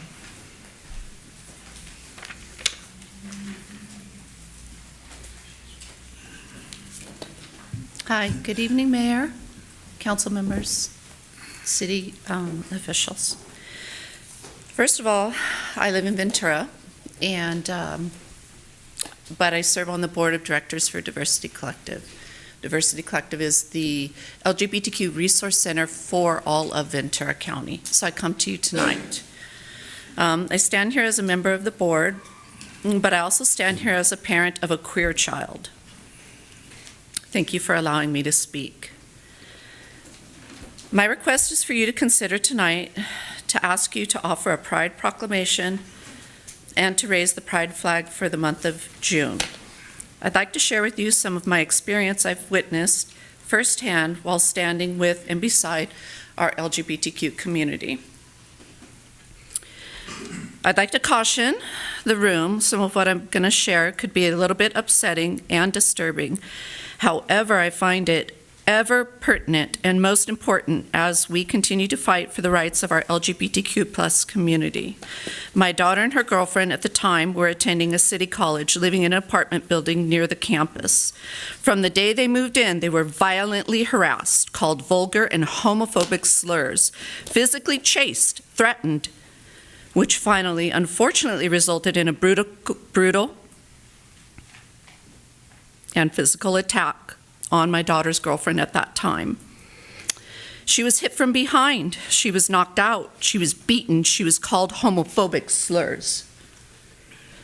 My daughter found her the next morning when she arrived home from working all night. She was passed out. She was beaten. She was tormented. Her clothes were torn off of her. My daughter rushed her to the hospital where she met myself and her mom. The physical abuse, it healed. The mental will last forever. Can you please wrap it up? Yes, I will. They look over their shoulders when they walk down the street. They wonder if a room is safe to enter, because obviously we've heard tonight that there are folks that don't respect the LGBTQ community. What I'm asking you is to be the brave people for this community, to raise the pride flag and to offer a proclamation for this community, where there's obviously a lot of LGBTQ members. Thank you. Next speaker is Michael McKeon.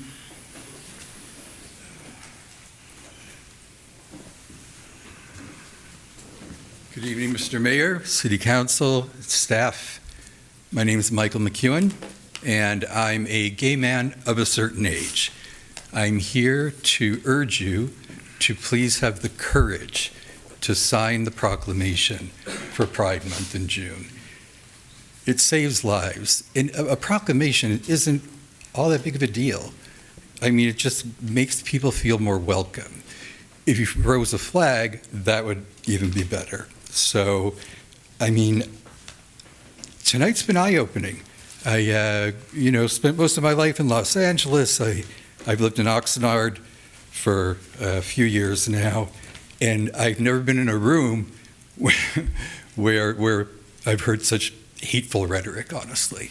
So, I would urge you to join Supervisor Kelly Long, Gorell, Sheriff Fryhoff, and just having the courage to sign the proclamation. Thank you. Thank you.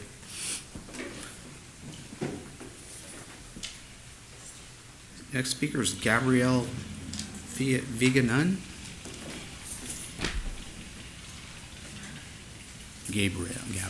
Gabrielle. Sorry. That's okay. I'll be here a lot. We'll get it. So I am Gabrielle Vignon. I am a resident of Piru, but I do have children that go to school in Fillmore, and we do shop and spend here a lot. I'm here today also as an employee of House Farm Workers and representing the Fillmore Piru Task Force through House Farm Workers. I'm talking today about the Fillmore Terrace project. I'm asking that the City Council and Mayor support the project that could be built on Santa Clara and Palm Street here in Fillmore. The demand for housing is evident by the current wait list that the Many Mansions project has of 1,758 people. It's growing, and it's for the same proposed population as Fillmore Terrace would be. I would like you to approve the Fillmore Terrace project, and I would also like to comment on, thank you, Kevin, for talking about the housing element. I would like to comment that there is 2 funding sources that were lost for Fillmore Terrace, according to People's Self-Housing, because there's not a compliant housing element here in Fillmore. I would also like to just restate that we have submitted multiple letters about the housing element, and we would like to be made aware once the revised draft is ready, and we can provide comments on it. Thank you for your time. Thank you. Next speaker is Tim Holmgren.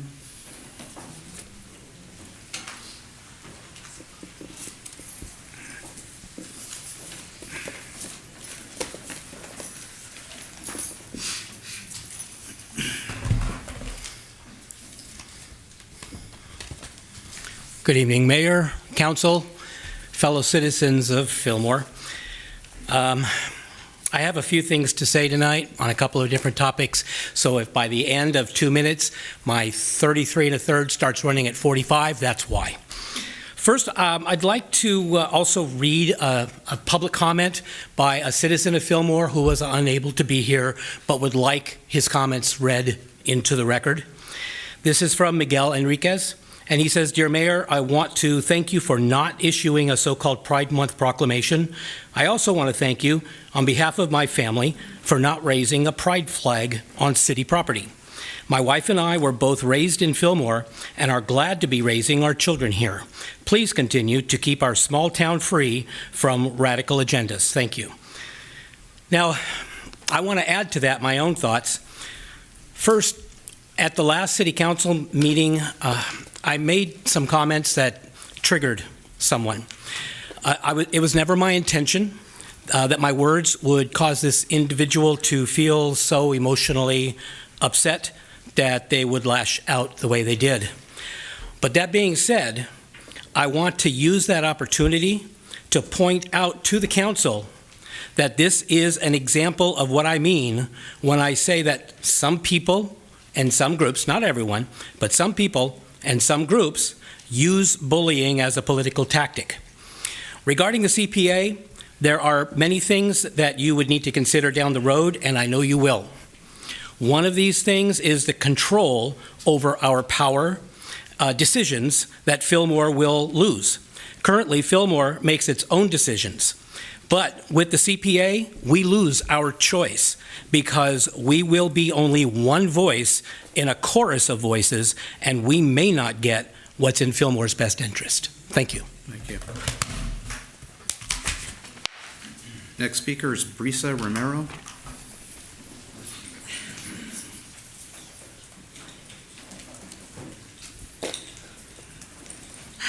Hello, City Council. My name is Brisa Romero. I've been here quite a few times. I wear different hats and different responsibilities throughout the city and Ventura County, but today I'm going to talk about a citizen of Fillmore, a queer citizen of Fillmore. This proclamation, as you've heard from everyone, tells the community that you belong here. You can say, we're in California, none of this matters, you know, we're not in Florida or Tennessee where this is happening. No, but we're still here where we're trying to provide services for people that need it. So this is just another example of that. Yes, you know, we're already a sanctuary state, but there's more that you can do for your community. Every single year, you have queer youth leaving the city to never return. Every single year. In my own class, we have queer people that refuse to even step foot in Fillmore because of how they feel. When they look up at city council meetings or they go on Instagram or Facebook, they are disgusted with what they have to see. But this is our home. They tell me that, you know, it's shameful. Yeah, it's my home, but my home doesn't want me. My home makes it very clear every single time this comes up. You know, the first time we had this passed was in 2021, and it was such a great step forward. But something happened in 2022. Courage disappeared. More people from the conservative side just started getting more active. Whatever. All I saw that happened on what happened on June 2022 that year was our city turning their backs on us. Our cities turned our backs on us. We worked together to work on this proclamation together, and the very next year, you turned your back on us. So this is why, even if you don't accept this year's proclamation or the year after that, you'll see me here again. Thank you. Thank you. Next speaker is Carol and Alina. Carol, Alina. There's no last name, huh? Can we flip them? We have an order for them. Which ones do you want? The first one is Karen. Okay. Karen, Ruby, and Maria? Okay, okay. Karen, Ruby, and Maria.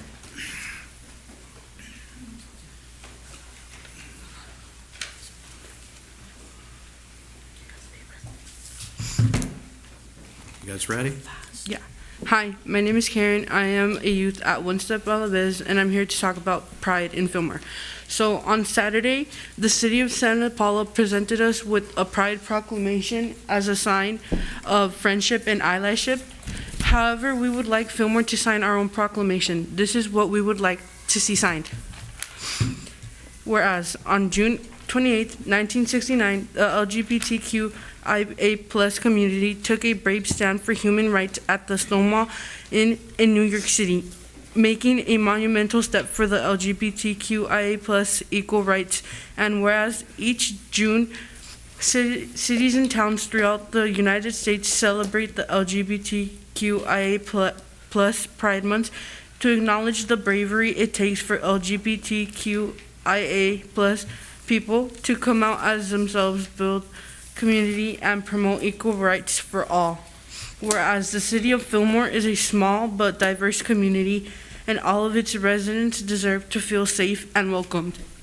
Whereas the city of Fillmore values and recognizes the LGBTQIA+ community and historical and continuing contributions that had an measurable impact on cultural, civic, and economic successes of our country. And whereas LGBTQ plus people continue to face discrimination, inequities in employment, healthcare, education, housing, and many other areas of society. And whereas a tremendous amount of progress has been made since Stonewall, members of LGBTQIA plus community continue to face intolerance and hate-motivated attacks. Whereas LGBTQIA plus people are almost 4 times more likely to be a victim of violent crime than heterosexual and cisgender people, and whereas fatal violence against LGBTQIA plus people have dramatically increased in recent years, and whereas on June 6, 2023, the Human Rights Campaign declared a state of emergency for LGBTQ. You're going to have to wrap it up. Pride offers the community an opportunity to reflect upon the discrimination and inequality that troubled LGBTQI people while celebrating and embracing the work of individuals and organizations who have constantly fought to create equality for all. Thank you. Thank you. No clapping, please.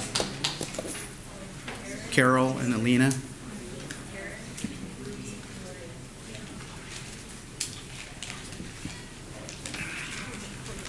I just want to say that I find it funny that a mayor from the rival town has to make us feel safe.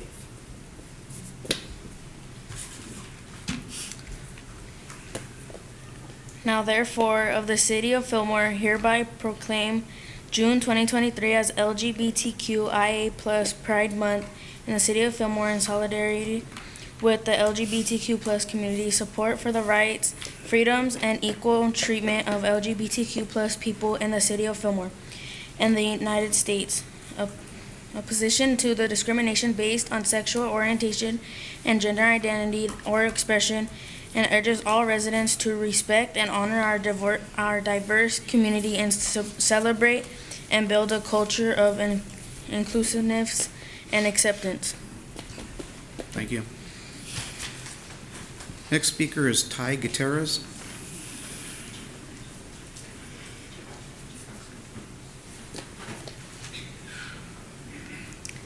Good evening.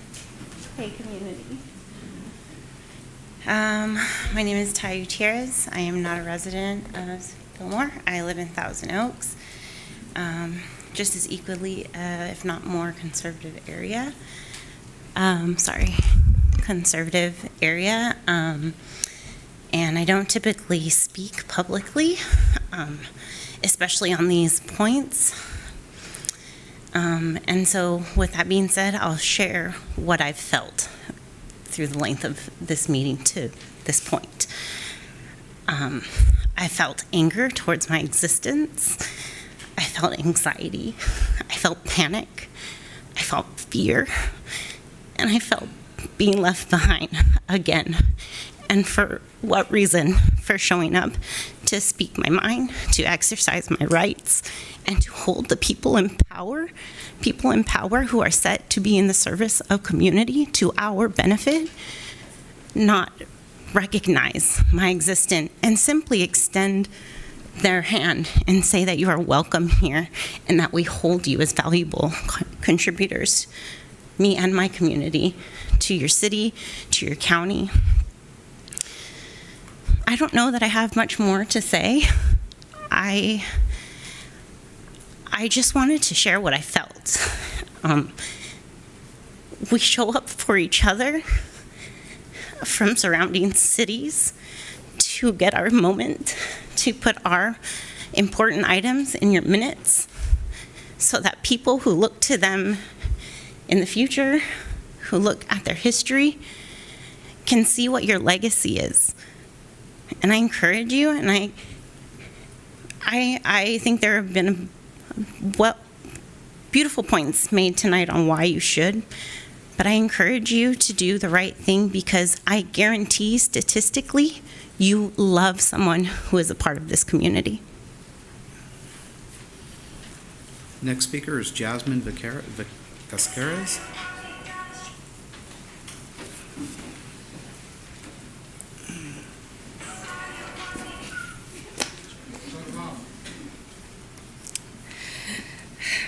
Hello, City Council members. My name is Jasmine, and I am a Fillmore resident. I'm here to remind you that there are residents of Fillmore that do support the LGBTQ+ community and who want them to feel welcomed in our city. Signing this proclamation tells the queer community in Fillmore that they belong and that they are seen. Visibility matters and allyship matters. Pride is a reminder that we all belong, that there is a seat at the table for all members of the community. Once again, I encourage the City Council to support inclusivity by signing the Fillmore Pride Proclamation. Thank you. Thank you. Next speaker is Luis Rodriguez. Hello, I am Luis Rodriguez. I am a Fillmore resident, been here my whole life, and I hope I'm here to brighten your day. You can see I'm wearing neon and I'm wearing a rainbow and everything. So I'm just here to talk about some experience that I have had working for the Fillmore Unified School District. I worked there from 2019 to around 2022.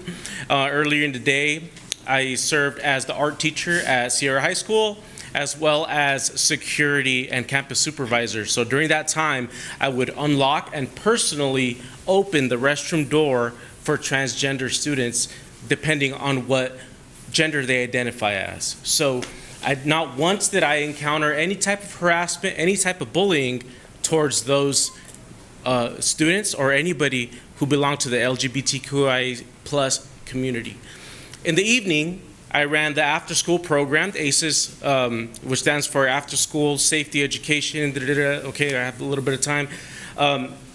During that time, the students had free reign to express themselves, express their identity through fashion, through art, in any way that they wanted to. There was also, parallel to my program, there was a program which allowed students who were from 6th to 8th grade to go in and discuss their sexuality with one another. This type of program also existed within the high school.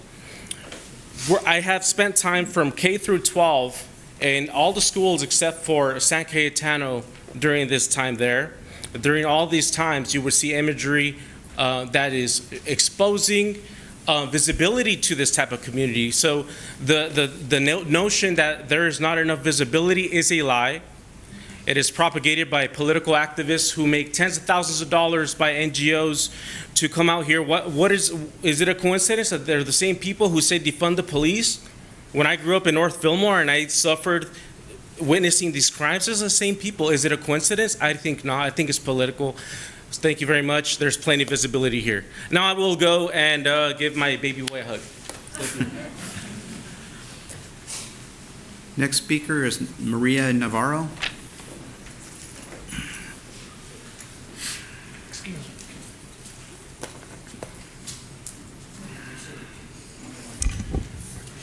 Good evening, City Council, members of the public, and staff. I'm Maria Navarro, and I'm a policy advocate at the Central Coast Alliance United for a Sustainable Economy, or CAUSE for short. We are a nonprofit organization that works in Ventura County, but specifically in Oxnard, Ventura, and Santa Paula, and we advocate for environmental, housing, and workers' rights. So I guess the question is, what am I doing in Fillmore? That's a very good question, but as my role in CAUSE, I deal with housing. I've been deep diving into housing policy. I've investigated, to the best of my ability, what the root of the housing crisis is, how it came about, and what the impacts of it are for our community. From my own personal experience, the housing shortage is something that impacts the health and financial well-being of many people, but especially the young people in the county and the senior population, the aging population. We know that the housing crisis is something that is not only happening in Fillmore, and it's not unique to the county of Ventura. But on the flip side, what happens, or rather what does not happen in Fillmore, impacts the county and in turn impacts the state. In short, we're locked in a very, very messy housing ecosystem. Think about it. It's not strange for someone from Oxnard to move here, as well as someone from Fillmore to move to Oxnard. So it's very, very important for housing to be approved, and especially when it's an affordable housing project. This is why it's essential that the Fillmore Terrace project submitted by the People's Self-Help Housing, which Gabby talked about, be accepted. I urge staff specifically to accept this project, and also City Council when it comes to it. I want to uplift the comments to support the Clean Power Alliance and also the proclamation. Thank you. Thank you. Next speaker is Karina Sanford.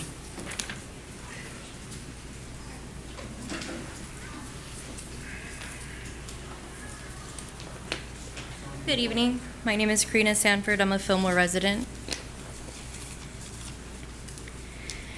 I ask for your support for the LGBTQ+ community and sign the Pride Proclamation. Fillmore is the last best small town in Southern California, yes.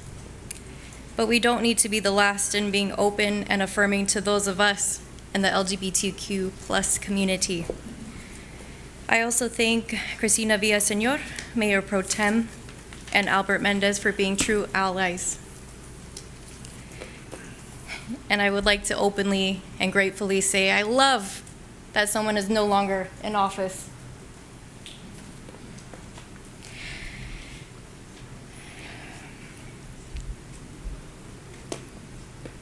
Thank you for your time. Thank you.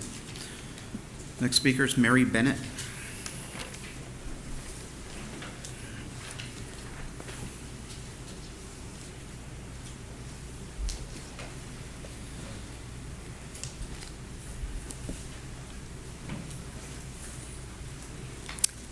Good evening, Mayor and Council.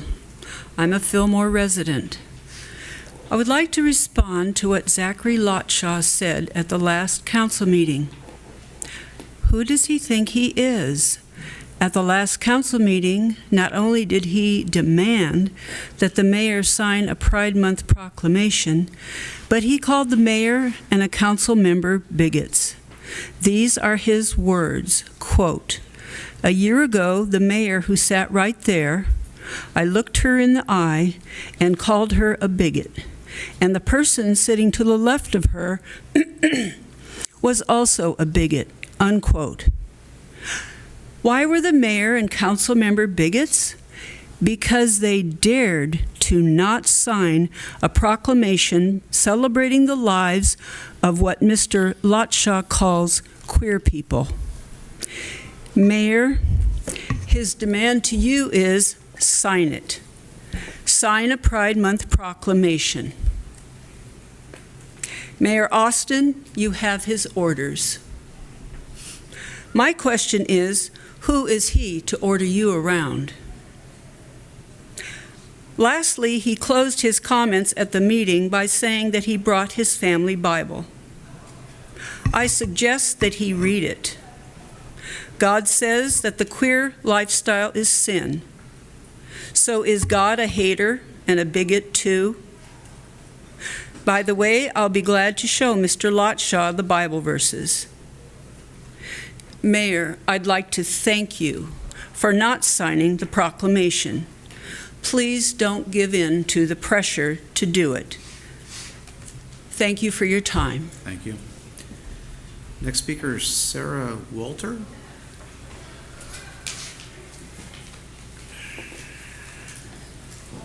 Hi, my name is Sarah Walker, and I'm a Walker. It's okay. I'm a Fillmore resident. First of all, I want to thank you all for your service. I don't feel like people who do what you do get enough thanks and gratitude for that, and I mean that from my heart. I actually came tonight to support CPA. I did not come to. I came to support CPA. I did not plan to speak. However, the hate that I've heard tonight from people is so disturbing to me.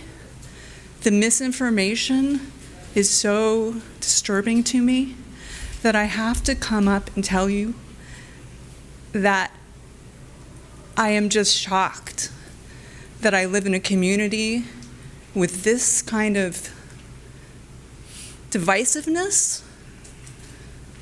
So I'm asking you, Mayor, to please sign this proclamation. All it is doing is showing a minority of people who live in our community that they are not being, It's showing them that they're welcome to be in our community, and they are. I'm a straight, married woman. I'm 60 years old. I've lived in New York City. I've lived in Los Angeles. I've lived in Blowing Rock, North Carolina. I've lived in Winston-Salem. And I can tell you, there's nothing to be afraid of. What you should be afraid of is hate. That's what you need to be afraid of. Please, with your heart open, sign the proclamation and just simply show that people who are maybe different from you are welcome and are supported. There's no radical agenda. Please wrap it up. I promise, there's no radical agenda here. Let's not do this. Next speaker is Diane Sutton.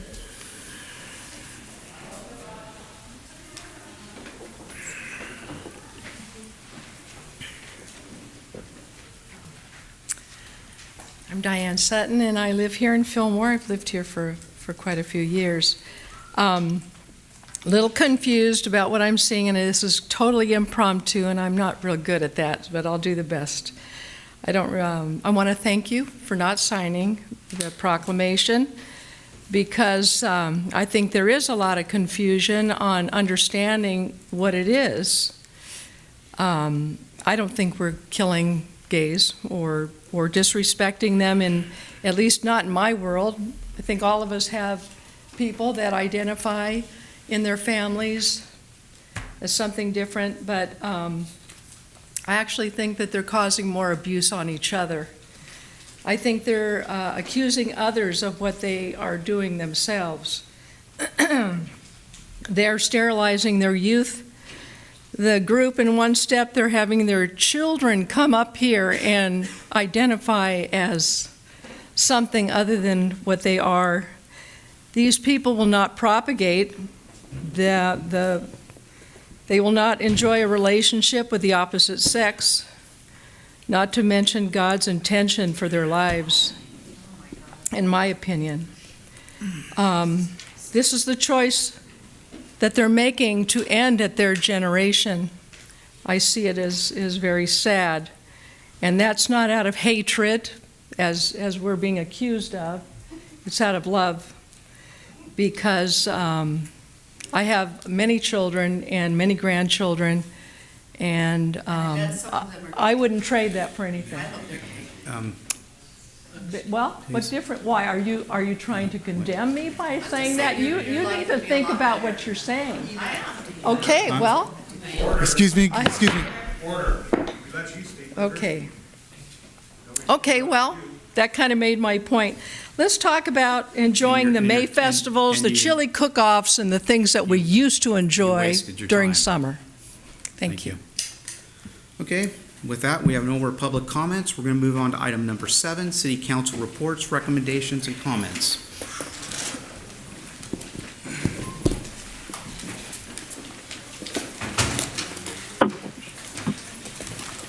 Sign the proclamation that you presented to you. Fully. Sign the proclamation. Fully.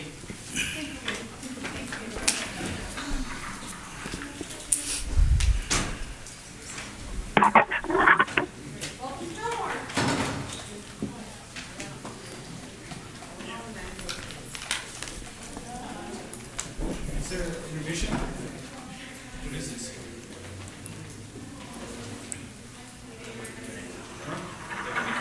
Chris, do you have any items for?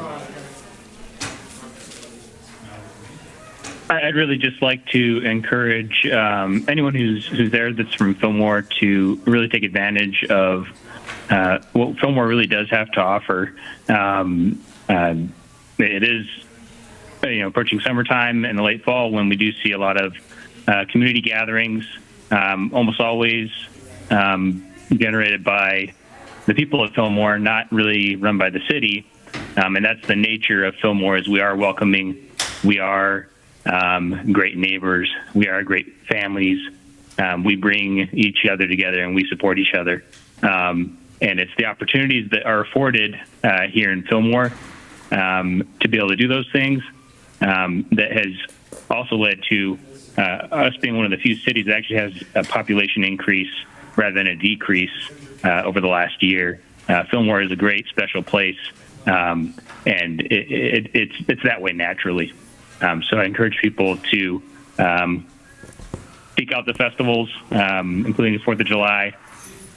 Go to the city, sign up to have your own block party, really get to know your neighbors, and help build that community. You are the heart of Fillmore, much more so than any of us setting up on the city council. Is that it? Okay. Go ahead. Thank you. All right. I do have a couple of different comments. Okay. Can I start, Mayor? Okay, thank you. I'll start first, just going to get myself adjusted, with Clean Power Alliance and the presentation today. Okay. I thought Karen did a really wonderful presentation. I had heard her presentation last year in our utility ad hoc committee, and I'm so glad, again, say that we were all able to hear it today. Let's see here. I think she went over her points well about the value of cleaner energy, the competitiveness of the rates. And I just want to point out, and Chris, I'm sorry that you don't have this, but I left with each of the mayor and fellow council members, just a couple of sheets, and it's data. You can mail it to this address. Oh, okay, I will. I will. I'll try to highlight these really quick, and I wrote on each one. The point of this is about the knowing our community in terms of our income level and what that would mean for clean energy and for their rates. So the first page I have is actually data from our draft housing element, and it's about household income. And just to summarize, I believe that this is right, the numbers are right. There's about 53.6%, so a little bit of a majority of our households here in Fillmore fall under one of three categories: extremely low income, very low income, or low income. Okay. And then on I have a little pie graph here on the third sheet, and this one shows, again, almost the same thing, that in this pie graph, there's about half of it, again, less than households that make less than 25,000, then 25,000 to 40 to 50, and then from 50 to 75. Okay, so that's just knowing our population. And then I pulled up earlier today, what are the limits, the top limits for both the CARE program and the FARA program? And these are the ones that help, again, low income, and there's also medical baseline. And this information basically says that a family of 4 that makes less than $75,000 or less would qualify for either the CARE or the FARA. And so what I wanted just to communicate to my fellow council members is that we have a community that I believe, if according to the data, half of our households would qualify for these programs and then could have clean energy, either the 100% renewable energy at that, at basically no change in their rate. I know that's a lot of information. We received a lot of information earlier. So I just want to share that. I think that's important. I think that we've been a good watch and see town in terms of, we didn't jump in, 5 years ago when the other cities did. We took a wait and see attitude. Last year, it was the discretion of the council not to move forward with the investing the $10,000 in the feasibility study. We respect that. But here we are again. It's a year later. And again, it's on, as Karen explained, it's the time of year. We're looking again at this potential, and I think it's really worth to invest that. And so, what I'm asking of the council, and to see if I can get support, is, I wrote it down. Just want to make sure that I'm speaking correctly, as I'm looking for support and seeing that of our next council meeting, which is July 11th. If I have council support to agendize a consideration of going forward with the feasibility study for Clean Power Alliance. So that is my request. I would say we need to hear from Southern Cal Edison, and we need to let it fester for a month, and then we can come back with it. Because I don't think that we have the information that we need. Now, we've heard from Clean Power Alliance. We have not heard from Southern Cal Edison. Well, thank you, Mark. I mean, that's my read on it. Yeah, I agree. We do need to have a presentation by Edison first before we agendize something. Chris, do you have any input on that? I have similar thoughts. I also know that Clean Power Alliance presented a window to kind of get things done, and that might drive a sense of urgency. But I do also think that that's something that should be considered in those comments. So taking it slowly, looking after presentation by Edison, I think is the right choice. That's what I figured. To make sure we have all the information. That's what I figured. It could brew for a month, and then we could bring it. I mean, if you want to bring it up next agenda, no problem. But we need to let it brew a little bit. Okay. I mean, and from what I'm seeing in these guys, they'll accept our money in a minute, and they'll run down the road, and they'll put us in the program in a minute. So I'm not worried about us not getting in the program if we decide that way. I'm hopeful. Yeah, I mean, we could circle back around to Karen. Again, I know they have this. It just happens every year. This is like their schedule. They do this every June 30th or so. I would like to see if we can do that. Circle back around. And yeah, I agree with you, Christina. But wanting to hear after hearing Carrie and Chris, wanting to hear from Southern California Edison. Okay. I mean, it wouldn't hurt, but can we?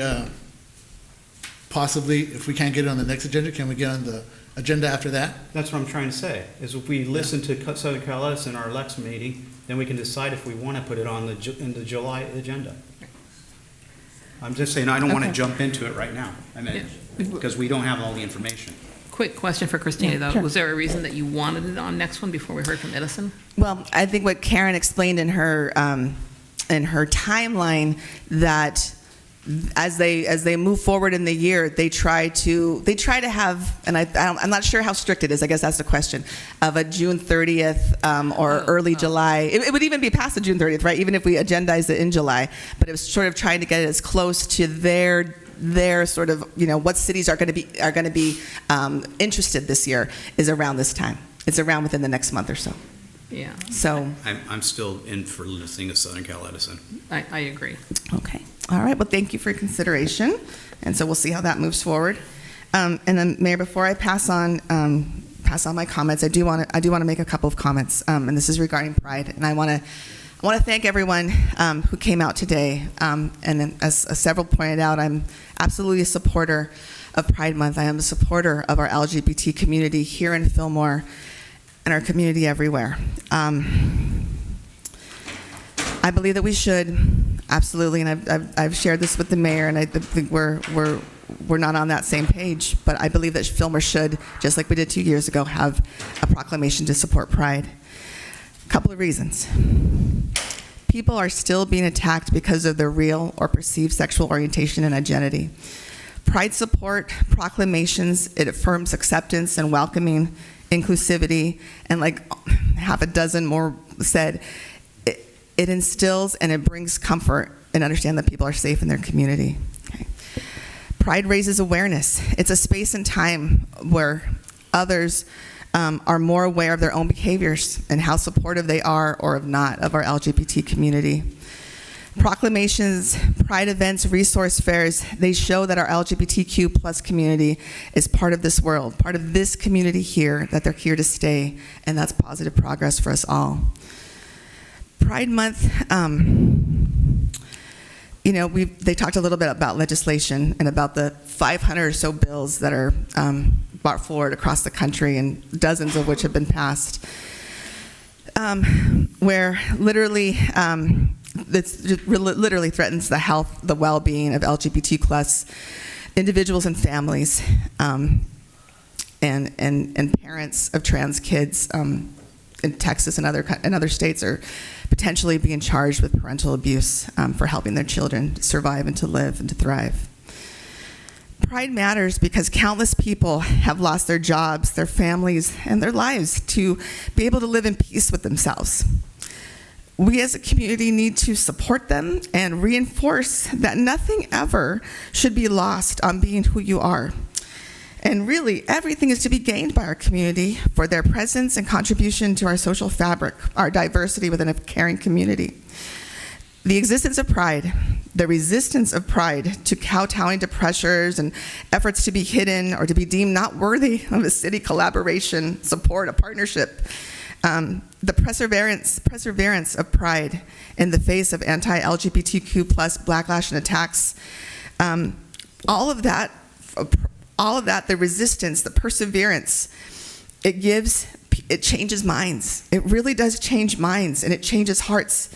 And it gives people and families and caretakers and relatives and coworkers and neighbors courage to accept and to eventually support their loved one. It changes minds. It changes hearts. What folks are doing, and we should be a part of that. Celebrating Pride shows LGBTQ plus youth that there is a community for them and instills hope and confidence for a bright future. Last month, so we're leaving the meeting, there was a person who was not in support, and this person said, well, we don't need that in our community. We don't need that in our town.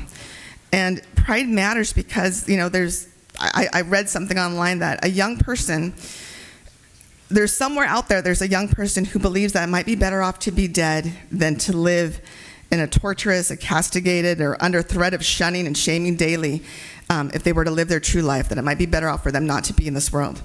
But I'm here to say, too, that to that person and to everybody, that's not somewhere out there. That is here. That is in Fillmore. That is everywhere. And that is why we need to support Pride. And I think we should. Thank you. Anybody else? I just want to say that I can't say it as good as Christina said it, but also support Pride Month. Sorry. Thank you, Carrie. Also support Pride Month, and I stand with the Pride LGBTQIA community and saying that I support Pride Month. But, it's two of us, and I don't know what the outcome is going to be, but I stand with you guys, and thank you, Christina, for saying it so eloquently. Anything from you? No? Okay, I'm going to make a brief comment. I'm going to make it real brief. First of all, I don't have any issue with LGBTQ, whatever. They're welcome in this community. They've always been welcome in this community. What I do have an issue with is I have an issue with putting a group above another group. All this is causing is highlighting of a group, and it's going to cause ill and hatred and anger. I mean, that we saw it here tonight. So that is the reason I will not be signing the Pride Proclamation. And I also will not be signing the proclamation that was in the Fillmore Gazette. I don't know if any of you saw that. So that's where I stand. So with that, we're going to move on to item number 9, consent calendar. Do I have an approval for the consent calendar? So moved. I have a motion. Do I have a second? I'll second. I have a motion. I have a second. All in favor, say aye. Wait, Georgie, can you do a roll call? I always forget. Councilmember Garola? Yes. Mayor Pro Tem Villaseñor? Yes. Mayor Austin? Yes. Councilmember Brogy? Yes. Councilmember Mendez? Yes. You guys want to take a 5-minute break just to go to the restroom, or anybody have to go? I'm going to take a 5-minute recess. Okay.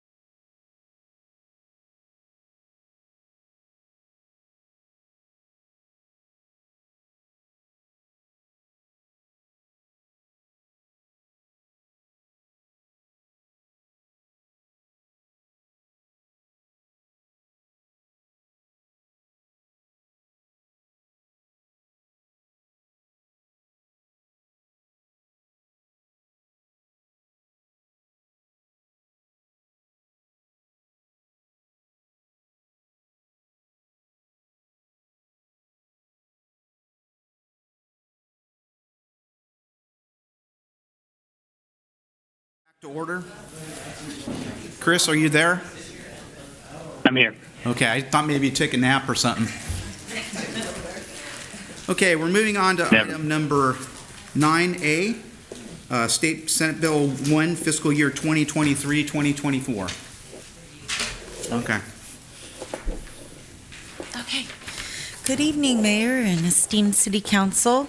This item is an annual resolution, right? So the items regarding the recommendation to adopt resolution number 233945 to put out our projects list to spend the Senate Bill 1, which is also known as the Road Maintenance and Rehabilitation Account Act monies. And so what that means is the Road Maintenance and Rehabilitation Account Act was meant to address basic road maintenance, rehabilitation, and critical safety needs on highways and local streets, which is the key. It's local street money, funded through a per-gallon fuel tax and vehicle registration fees. And so on an annual basis, and this is our 6th annual, we adopt a resolution identifying projects that are proposed to receive this SB1 funding, thereby utilizing the money that we are all paying at the pump per gallon to improve our local street network. And so we're just wrapping up a project right now where we spent about $1 million, and we have a few streets that we were able to address. A good portion of that is funded in part by these SB1 funds. And then we'll be adopting this resolution to put forward to the California Transportation Commission. We're required as part of being eligible to spend the funds that we tell them at the beginning of each fiscal year what we intend to spend the funds on. What's important is the street list that I bring before you tonight is in no way binding to you, and I remind you of that every year. This is just a starting point where we think the funds will be best spent next year, and then when we get to project level design, when we kick off the design project, we may add streets, we may remove streets. I have a perfect example, and the first street on the list is Santa Clara from Fillmore to Mountain View. That was actually going to be done this year, but then we had some conflicts with the water line project that we need to do first, so we pulled it off the list. We did other things, and now we're going to get to it next year, so it's back on the list. And the CTC has been very clear that this resolution is not binding. It's just what we think we're going to do, and then what happens, happens. And at the end of the year in October, we file an expense report, and we account for where we spent the money and why. And so this one is just a starting point, and it's to get the resolution submitted on time. We're required to submit our project list on or before July 1st, adopted and signed by the City Council to maintain eligibility for the funding. And so we're looking at coming back and finishing Santa Clara Street. We stopped for, actually this segment, we pulled it so that Edison can do some undergrounding on that segment. So we're working with Southern California Edison. We didn't want to pave it in advance of a undergrounding project, obviously, because they're going to trench up the street and then we'll come in right after.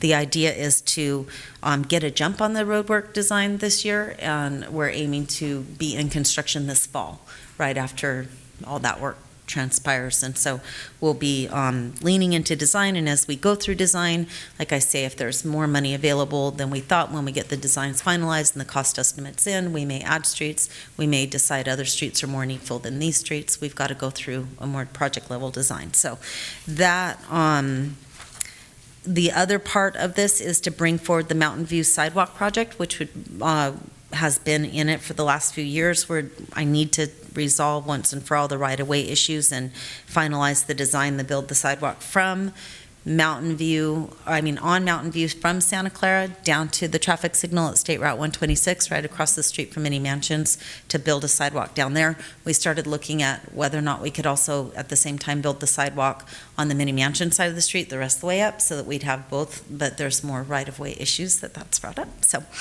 we're carrying over those funds so that that project can be fully funded, and we'll lean into it in earnest this year. So that concludes my report, and I'd be happy to answer any questions. Chris, do you have any questions? No, I don't. Thank you. Okay. Okay. Yes, Mary, do you have a question? Thank you, Roxanne.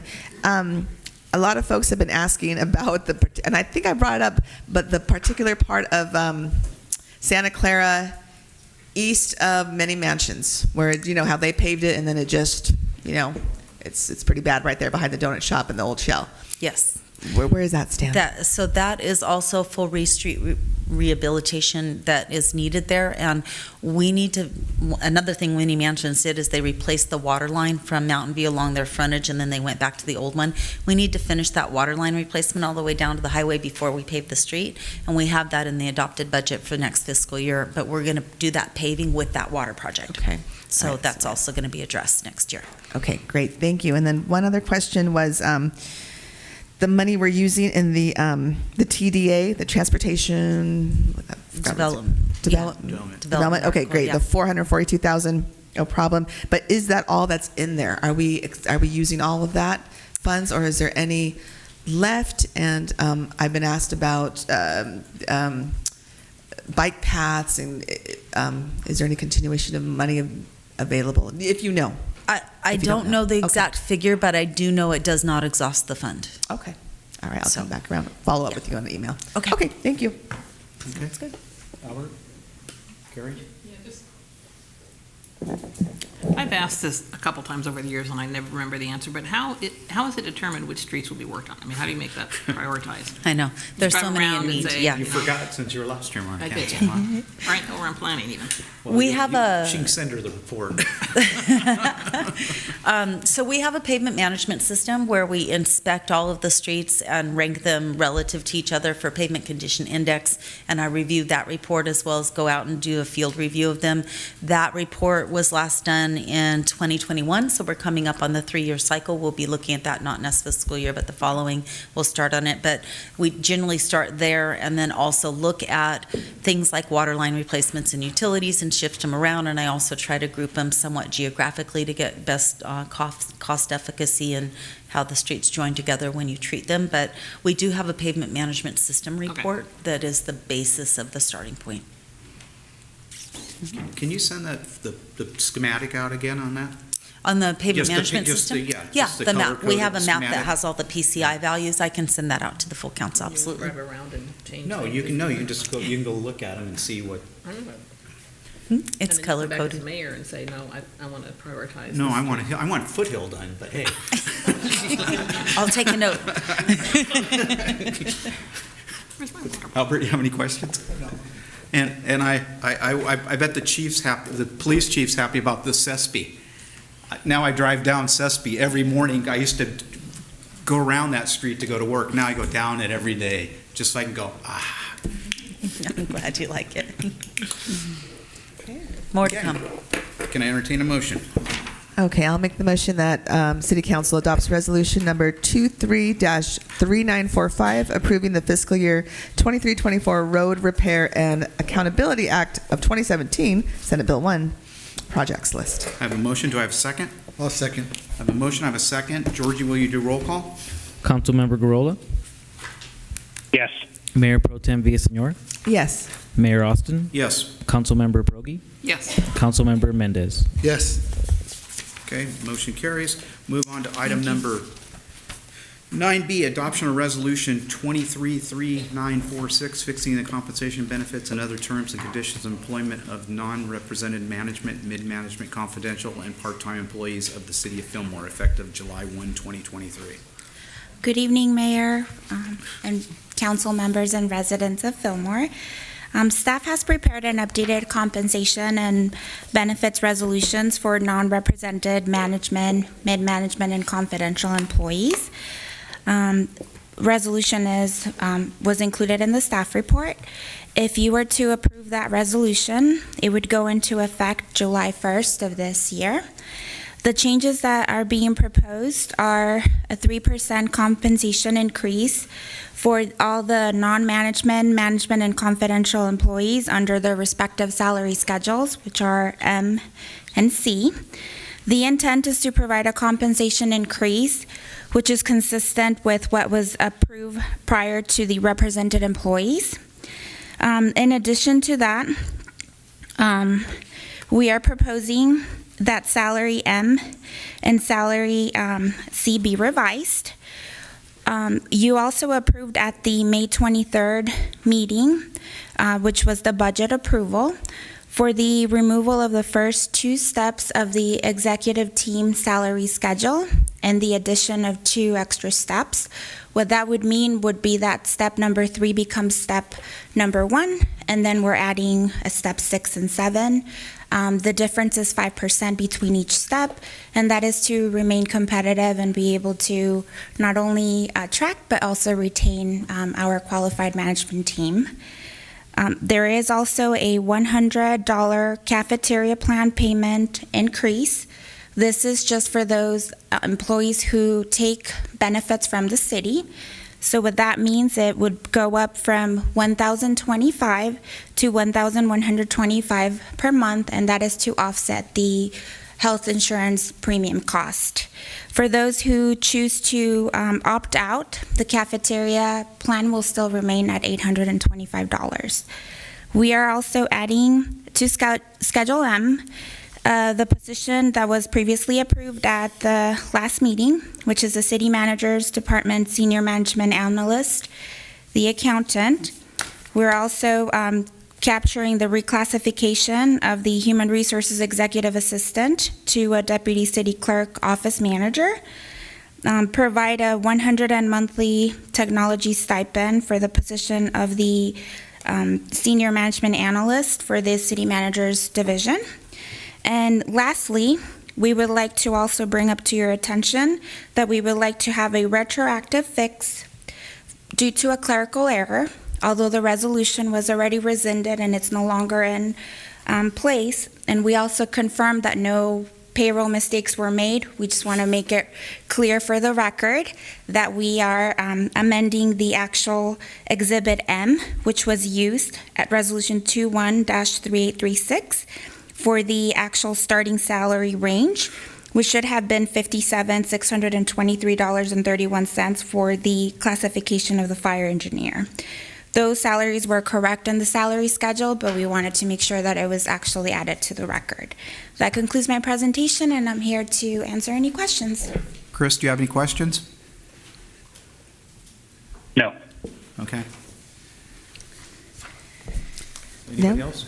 Any other questions? No question, but just a comment saying that great presentation. Thank you for explaining everything, Erika, and that just the fact of knowing that we are a city that is growing, that's expanding, that's recruiting, quality employment, that, we understand this things needs to happen. I do. Thank you. Okay, with that, I'd like to entertain a motion. And look for the motion. Okay. I think we're all getting too tired. Okay, I'll make the recommendation that we adopt, the City Council adopts Resolution 23-3946, fixing the compensation benefits and other terms and conditions of employment for non-representative management, mid-management, confidential, and part-time employees in the City of Fillmore, effective July 1st of this year. I have a motion. Do I have a second? I have a motion of a second. Georgie, would you do a roll call? Councilmember Garola, Yes. Mayor Pro Tem Villaseñor, Yes. Mayor Austin, Yes. Councilmember Brogy, Yes. Councilmember Mendez. Yes. Moving on to item 9C, consideration of 2023 employment agreement with City Manager Dave Rowlands. Thank you. That's my item as well. City Council recently conducted a performance and compensation review for Mr. Rowlands in closed session that took place on May 23rd at the last council meeting. At the conclusion of the closed session, the City Council gave the city attorney and the mayor the parameters and direction to negotiate a compensation increase with the city manager. And because we've had several amendments to Mr. Rowland's contract, it just made sense for staff to be able to follow the contract easier, to just draft a new agreement. And so tonight we have that agreement before you. The agreement, if approved tonight, would go into effect July 1st of this year. And with respects to compensation and benefits, negotiations concluded with an agreement that the city manager will receive the following: a revised work schedule language, a non-personable one-time lump sum payment of $10,789 to be made effective the first pay period following July 1st, an increase in monthly car allowance from $250 to $500, and that is to be consistent with what other city managers are receiving within the county. increase in a cafeteria plan contribution from $1,025 to the $1,125 per month, and that is to match the rest of the employees. General leave accrual rate increase from 7.69 to 3 hours per pay period to 9.2308 hours per pay period, which equals 30 days per year. Language was added to provide that the city manager receives fringe benefits levels that are at least equal to the rest of the department head and executive team. So those amendments are being proposed there too, so that he can continue to receive the 4 hours every pay period of administrative leave.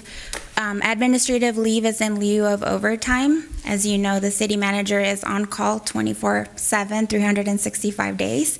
And so that is in lieu of overtime. And also have a technology and stipend increase from 100 to 135 to be consistent with what the rest of the employees are receiving.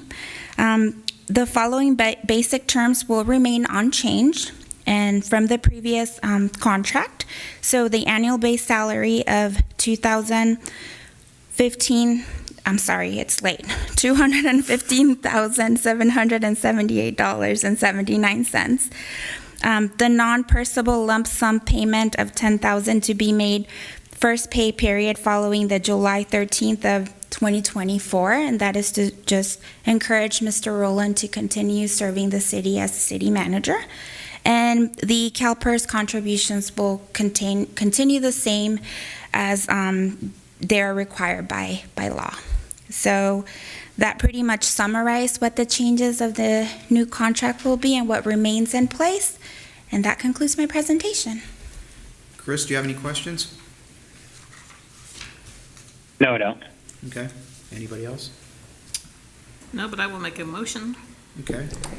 to recommend that the City Council adopt Resolution 23-3948, approving and authorizing the mayor to sign the amended and restated city manager employment agreement between City of Fillmore and David Wayne Rowlands.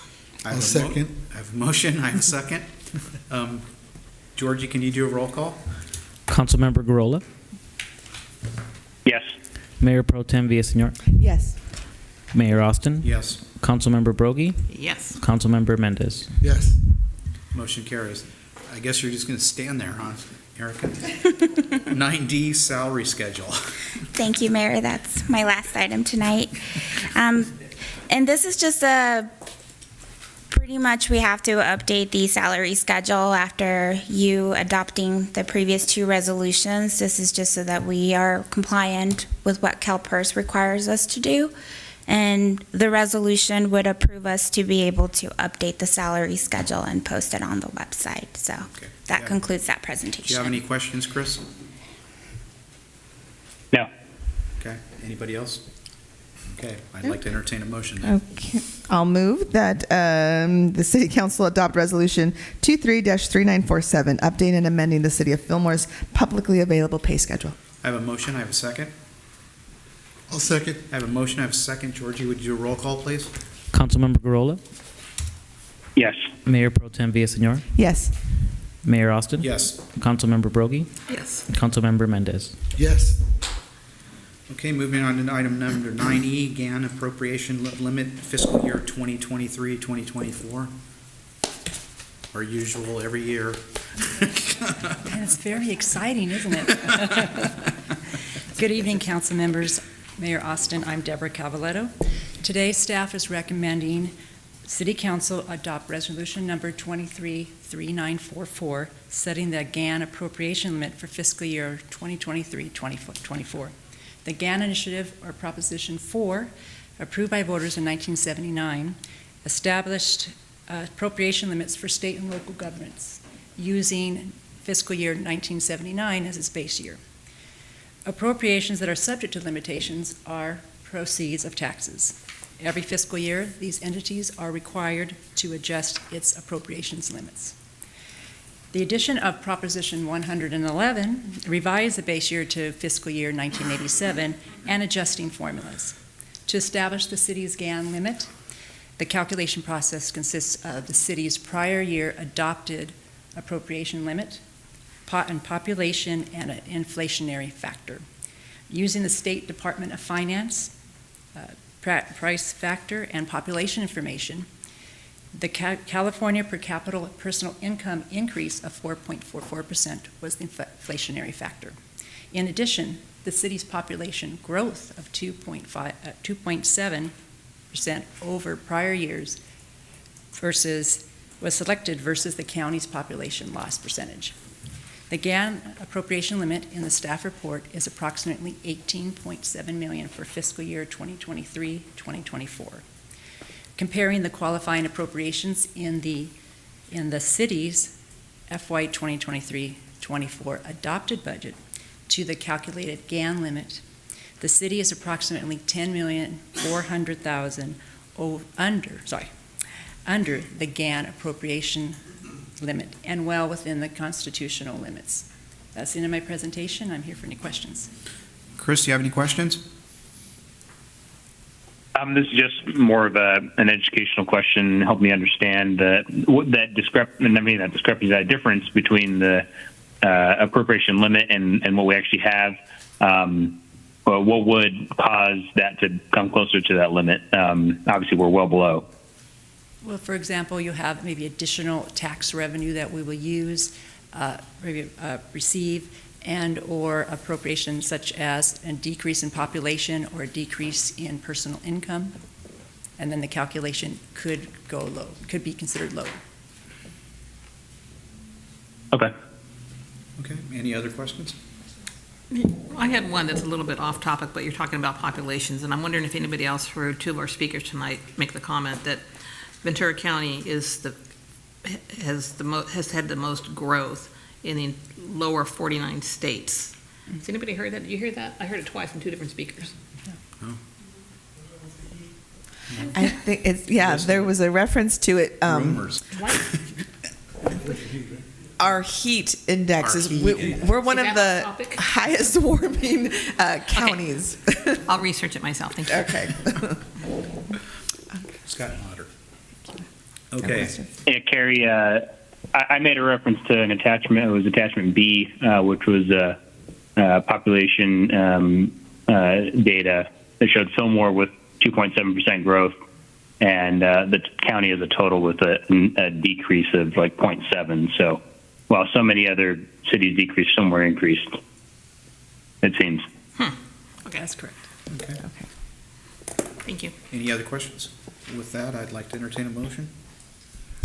Okay, I will move that the City Council adopt Resolution 23-3944, establishing the appropriation limit for fiscal year 23-24. I have a motion. Do I have a second? I'll second. I have a motion. I have a second. George, you would do a roll call, please? Councilmember Garola? Yes. Mayor Pro Tem Villaseñor? Yes. Mayor Austin? Yes. Councilmember Broggie? Yes. Councilmember Mendez? Yes. Okay, we're moving on to item number 9F, Heritage Valley Express Restated Agreement. Thank you, Mayor. Tonight, we're asking City Council to approve the First Amendment and the Restated Cooperation Agreement for the Valley Express Transit Service.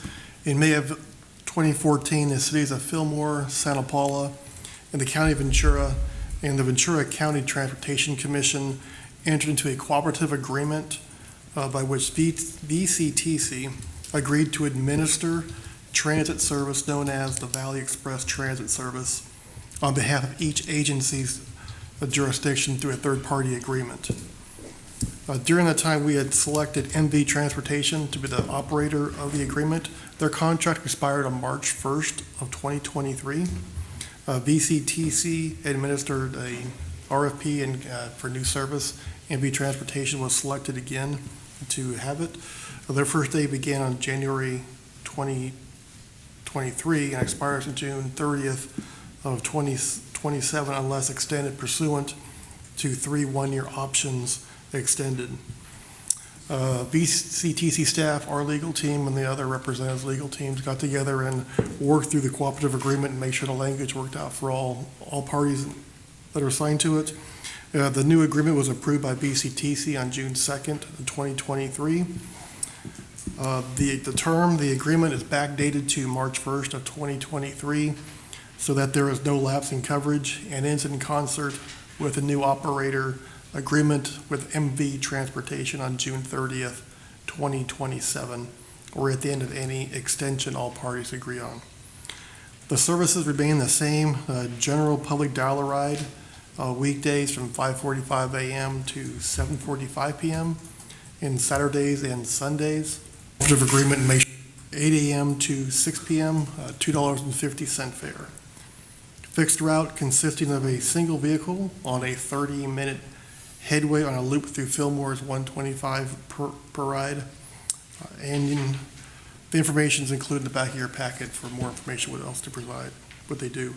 We still have our two committees, the Heritage Valley Policy Advisory Committee, which is the elected officials serve on that one, and then the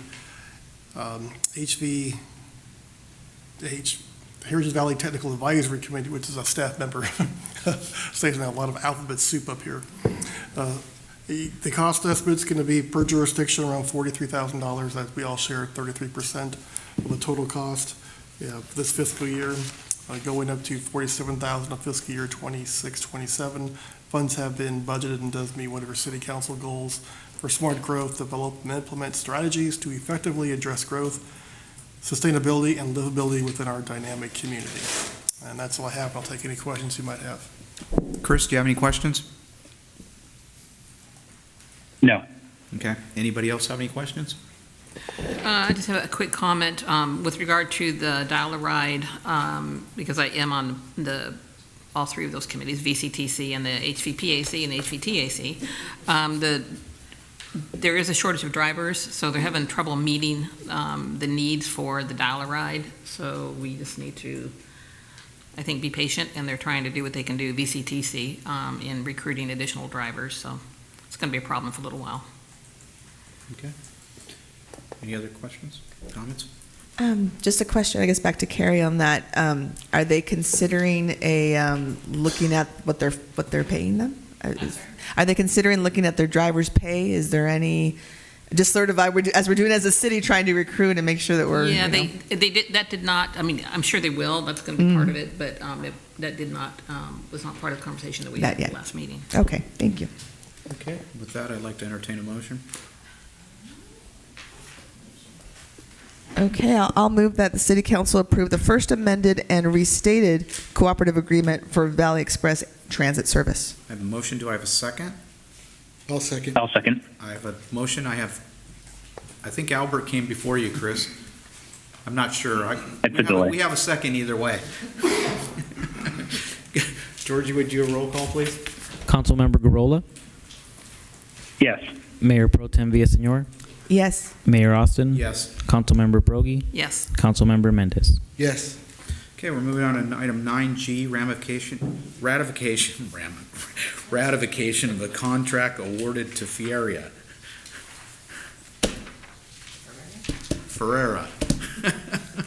Good evening, Council, Mayor Pro Tem.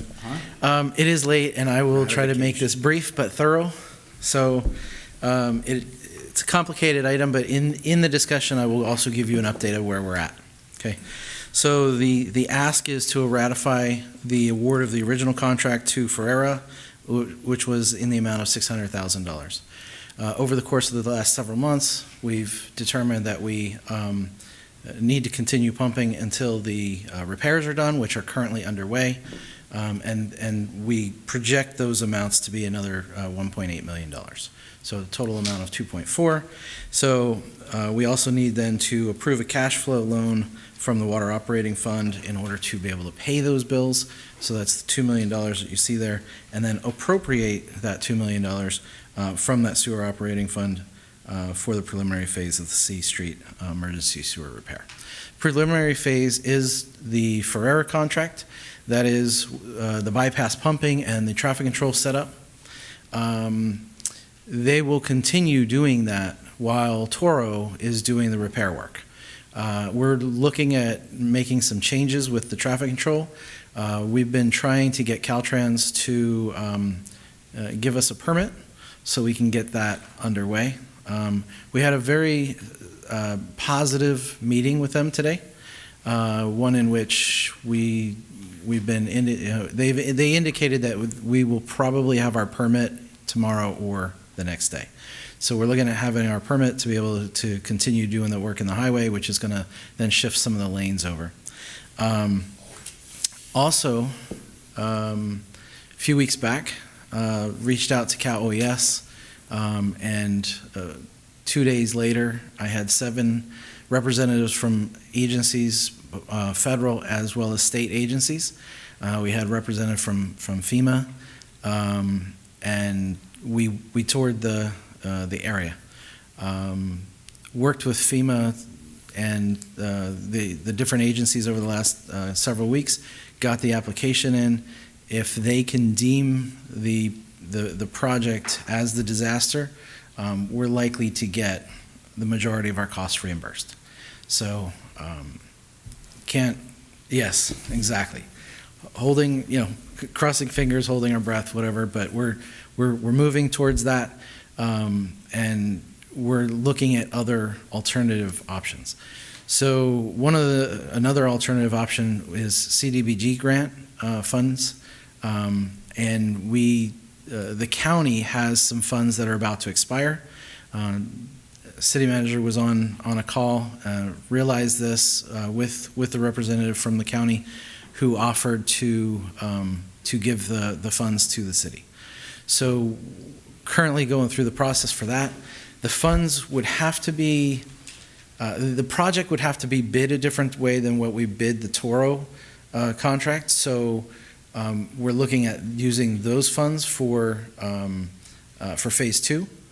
So when we have phase 2 done, we'll make sure that the bidding process will work for those funds, and that's a little over $1 million. So we've been very fortunate to have some opportunities to do this. We're just hoping that we continue to be fortunate and actually get the letters, the letters that state that we've been granted the grants. So the Ferrera contract is separate than the Toro contract. The Toro contract is what was dealt with at the last council meeting. That will repair the line. That work has already begun, and we'll continue to do that and try to work around various different things that, including Ferrera. I mean, we have 2 contractors in the same area, and we're trying to make sure that we have the moving parts. But we also need to open up the roads. So like River Street, we're looking at trying to open up so we have ability to have emergency personnel get from one side to the other through River Street. We have events coming up, 4th of July, and those are all things that are top of mind for us. So it's not lost on us that we have these other events and these other things going on. So with that said, I would close and just restate what the recommendations are, is to ratify the original emergency contract in the amount of $600,000, approve the First Amendment in the amount of $1.887 for a total contract of $2.487579, and approve the cash flow loan of $2 million from the water fund, and then appropriate that $2 million to the sewer, or from the sewer for the sewer repair project. So. Chris, do you have any questions? No, thank you. Okay. Anybody else? I do have a question, Mayor. Thank you. Troy, thank you for your presentation and for always helping us provide clarity and what's going on in each step. Much appreciated. When you said about FEMA and Cal OES and the potential, hopefully, again, fingers crossed, of receiving funds, they took a tour, and you said if. So my next question is there anything that we can do with the resources that we have? And I'm just thinking about, we have, our groundwater sustainability agency that we're a part of. There's all these different, agencies that we're a part of. Is there anything that, even if we need to, pay a little bit to a consultant to make that argument that much more convincing? I don't know that question. Yeah, I appreciate the question. I don't know that paying a consultant anything to make the argument anymore is necessarily warranted, but if it comes to a question, basically the one sticking point that FEMA has is the majority of that contract, as I described at the last council meeting, the Toro contract, more than half of it is in dewatering. It's dewatering the ground. And FEMA is looking at not as excluding that from the overall cost of us doing the repair, because they said, well, that's not pertinent to the repair itself, therefore it's not part of the damage. We disagree, right? It fundamentally is the reason that the manhole collapsed. The high groundwater pushing in on the manhole is what caused the manhole to collapse. So we disagree on that. I working back and forth with FEMA and getting my argument heard, they wouldn't have even submitted the application if they didn't buy into what I said. So, Cal OES and the other agencies that were part of that discussion and that tour all kind of pitched in and tried to convince the one representative from FEMA, like, hey, this is really part of it. And the reason it matters is because we are the only city that is claiming any damage from the storm that was after the January storms. Yeah. And so the window that we had, we're kind of isolated, we're alone. And we need to meet a threshold of 4.5 million in order to establish that it's a disaster that they can fund.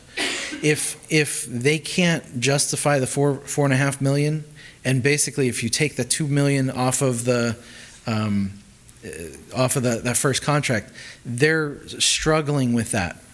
Even though we show plenty of money in pumping costs, including the 1.8 million that we're asking for additional to that contract, not all of that's realized yet. So magically tomorrow could happen and be like, oh, everything's fixed. So FEMA's looking at it like we need actual realized costs right now, and so it's a threshold thing. So we're trying to make sure that we get that. If we meet the threshold of the 4.5 million, if they buy into that, there's no question about how much we get reimbursed. There's no question about whether it's a project or how we go about the project. We've done everything to follow the guidelines that we needed to in order to make sure that we're eligible. The only thing is whether or not they exclude the dewatering costs. This week we had Toro drilling wells for dewatering down at River Street.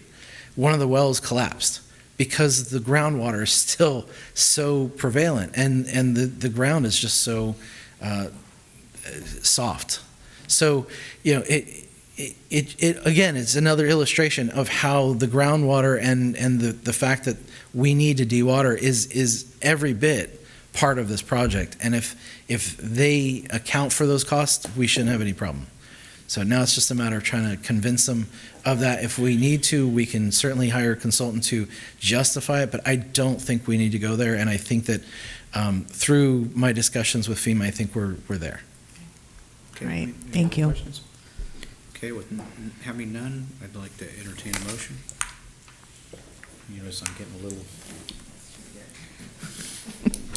Okay. All right. I'll go for it. Let's see here.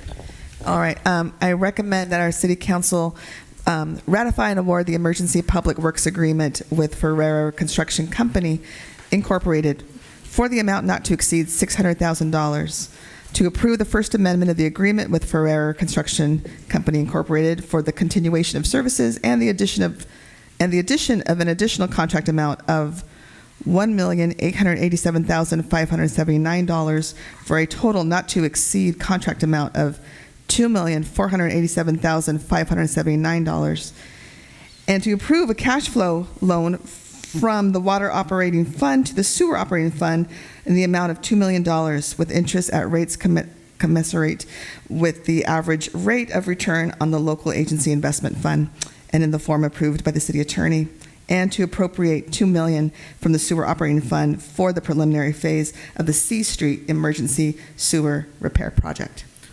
I have a motion. Do I have a second? I don't know if I have to read it all. I have a motion. I have a second. Georgie, can you do a roll call? Councilmember Garola? Yes. Mayor Pro Tem Villaseñor? Yes. Mayor Austin. Yes. Councilmember Broggie. Yes. Councilmember Mendez. Yes. Okay, moving on to number Thank you. 9H, amending Fillmore Municipal Code 1.09, Article 2.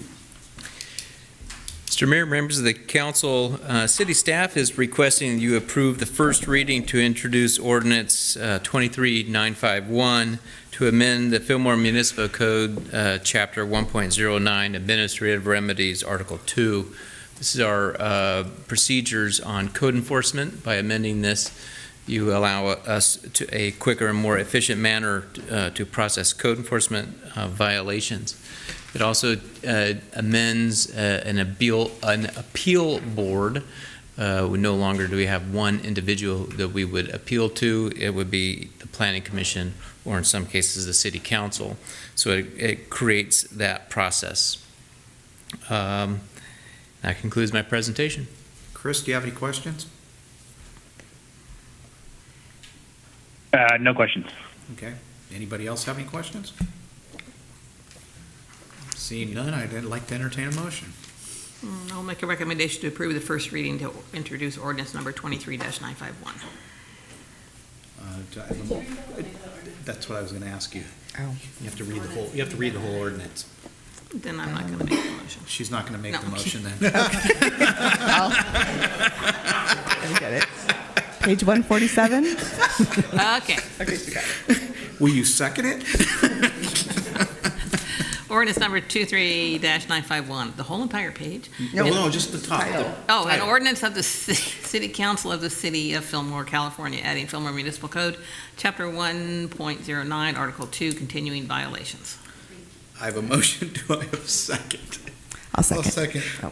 Go ahead, Albert. Okay, we have a motion, we have a second. Georgie, will you do a roll call, please? Councilmember Garola. Yes. Mayor Pro Tem Villaseñor. Yes. Mayor Austin. Yes.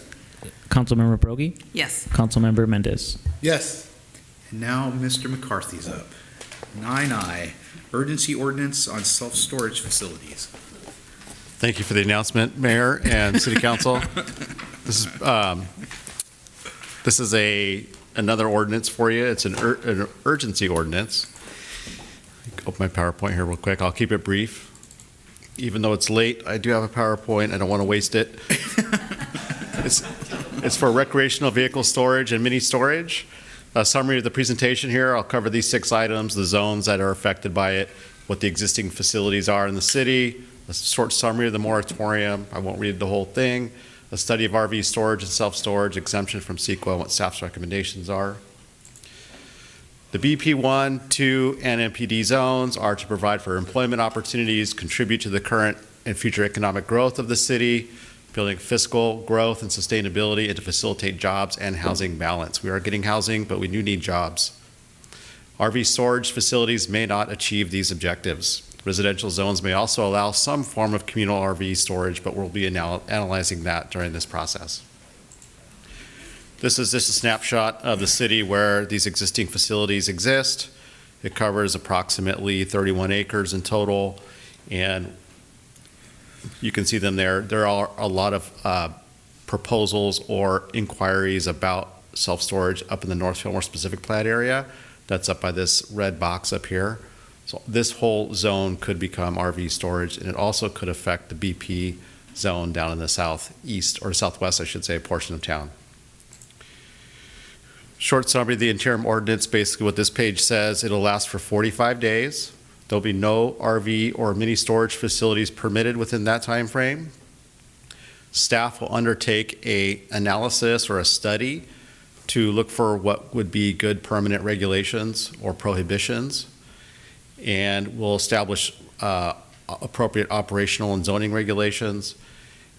And then the council could extend the moratorium for an additional 10 months and 15 days after we do a noticed hearing at the end of this 45-day period. And then beyond that, after that 10 months comes up, you would have the opportunity to extend the ordinance again for an additional 1 year. The study that we'll undertake, we're definitely open for input. So if you want to add number 7 or number 8, definitely give me a call, and we'll definitely take that into consideration. Mostly what we see from the RV and self-storage is that it's large expanses of asphalt and not a lot of human activity. So the city doesn't want to become everybody's junk storage city. Other cities around town seem to be balking at these, and they've also passed other emergency ordinances to prohibit them. Moore Park just closed down a large RV facility, and those folks are looking to move their RVs out here. And when they do come out here, there, of course, is some incidental bypass spending at some of our commercial places. But given the expanse of some of the acreage of these facilities, the amount of activity is very, very small. Some folks don't take their RVs out for years. They might take it out for a couple of times a year. So given all the take-up of the space and very lack of activity, we want a robust, lively economy, and we want to secure potential for future jobs. We are increasing housing, like I said. So we don't know what the economy is going to hold in the near future, but we do see a lot of traffic. You've got Newhall coming in. You've got a lot of development in Santa Paula. So this is kind of a chance for City Council and staff to kind of slow this RV storage down a little bit and see what kind of economic opportunities might be out there. CEQA, basically this says is there are no foreseeable physical changes to the environment, so don't worry about CEQA. I know Mark would like to see an EIR, but Yeah, right. we'll say it's exempt for now. Staff's recommendations are here. I can let somebody else read these if you'd like. Okay, staff's recommendations are waive full reading and adopt by 4/5 vote the interim ordinance 23950 declaring a temporary moratorium prohibiting RV storage and self-storage facilities within the city limits as read by title only, not reading the whole ordinance. Find that the interim emergency ordinance 23950 is exempt from CEQA. Direct staff to study appropriate modifications to the Fillmore Municipal Code to mitigate the conditions outlined in the staff report of the urgency ordinance that arise out of developing, maintaining, and expanding RV storage and self-storage facilities, including but not limited to the prohibition of all such uses. The Community Development Director is further directed to report back to the City Council with his findings at least 10 days prior to the expiration of this ordinance. So we'd be looking at end of July. And I'm here to take any questions. Chris, do you have any questions? No. Okay, anybody else have any questions? I do, Mayor. Thank you. Thank you, Brian. Questions regarding facilities that are in the midst. Where do those, how many do we have, and where does that stand on this moratorium in terms of where they are with their permitting, with their construction? We have one that's under construction at the moment, and it looks like they're working towards securing those entitlements. They have until July 16th to do that. It's looking like they'll get there, so that one will be okay going forward. Other applicants have really just been coming in, meeting, testing the waters, putting it together. There's been one that's been on file for over 2 years that's incomplete. We don't think they're coming back. So that's kind of where those stand right now, but the level of interest has been extraordinary.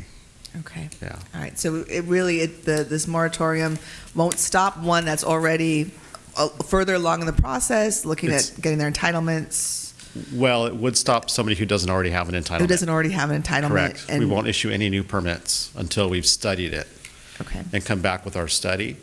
And if we decide, or the city council decides that, hey, we're not worried about, oversaturation of RV storage, let's keep going, or we'll make recommendations for the Fillmore Municipal Code that maybe clarifies it a bit more as to how we're gonna monitor these going forward, or study what kind of economic implications they have. Okay. Yeah. All right. So the deadline for this person, this particular business on entitlements of July 16th will not, this would not interfere with that if they happen to meet their deadlines. If they miss their deadline, then that will affect them. If they miss their deadline, it would affect them. Yeah. If they Yes. meet their deadline, it will not. Correct. Okay. So the heat's on. Yes. Okay.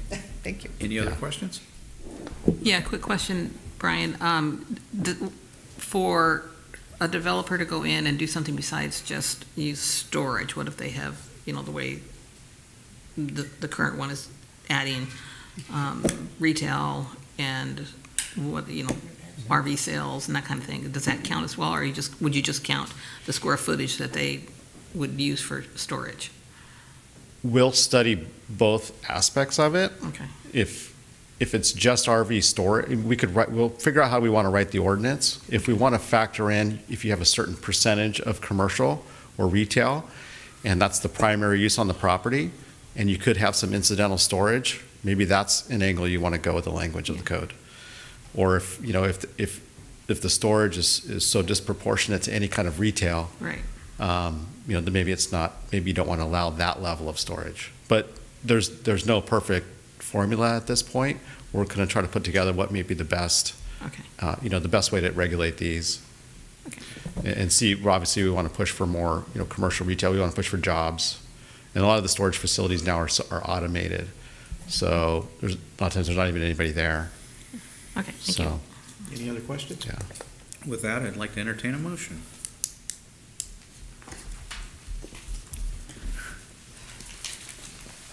Okay, I'll make a motion, sorry, to read the recommendations.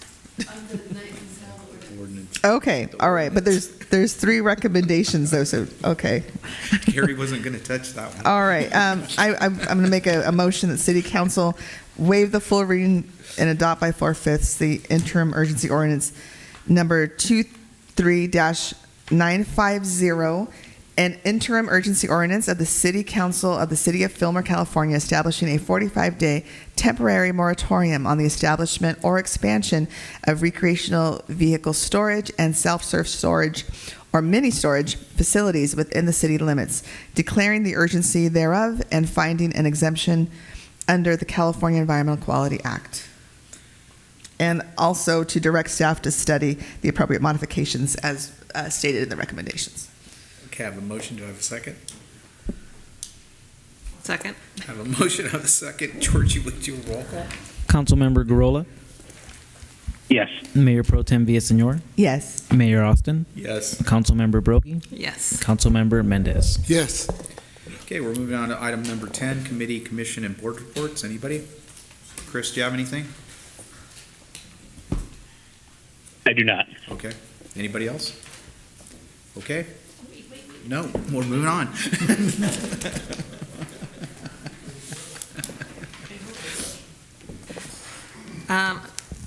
I participated in a Zoom meeting yesterday on the branding of the downtown district on Central, downtown, our business district. It was interesting. We had maybe, what, Dave, 12, 14 people participating.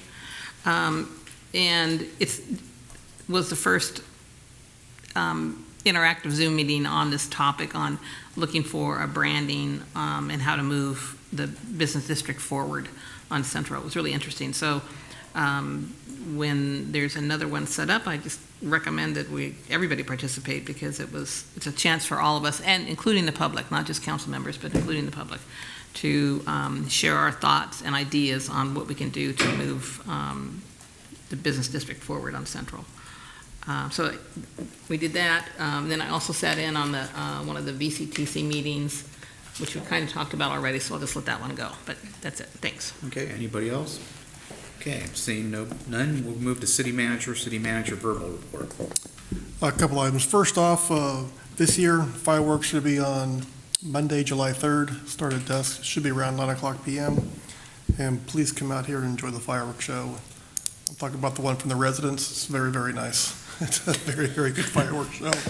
And we'll have our city one as well to compete with them. And I just want to thank you, City Council, for the contract.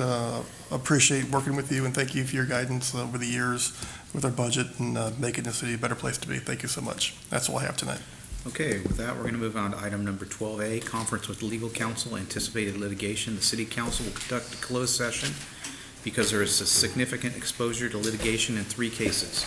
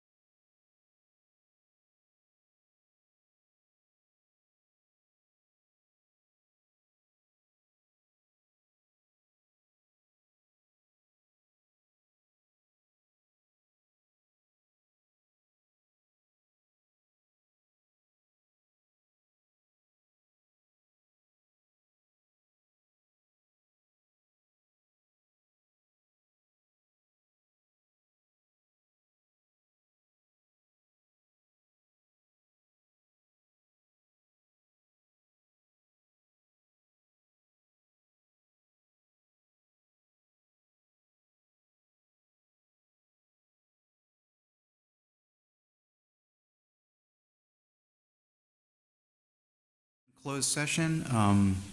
There are no reportable actions. We will adjourn the council meeting to our next regularly scheduled meeting on Tuesday, July 11th. Meeting's adjourned.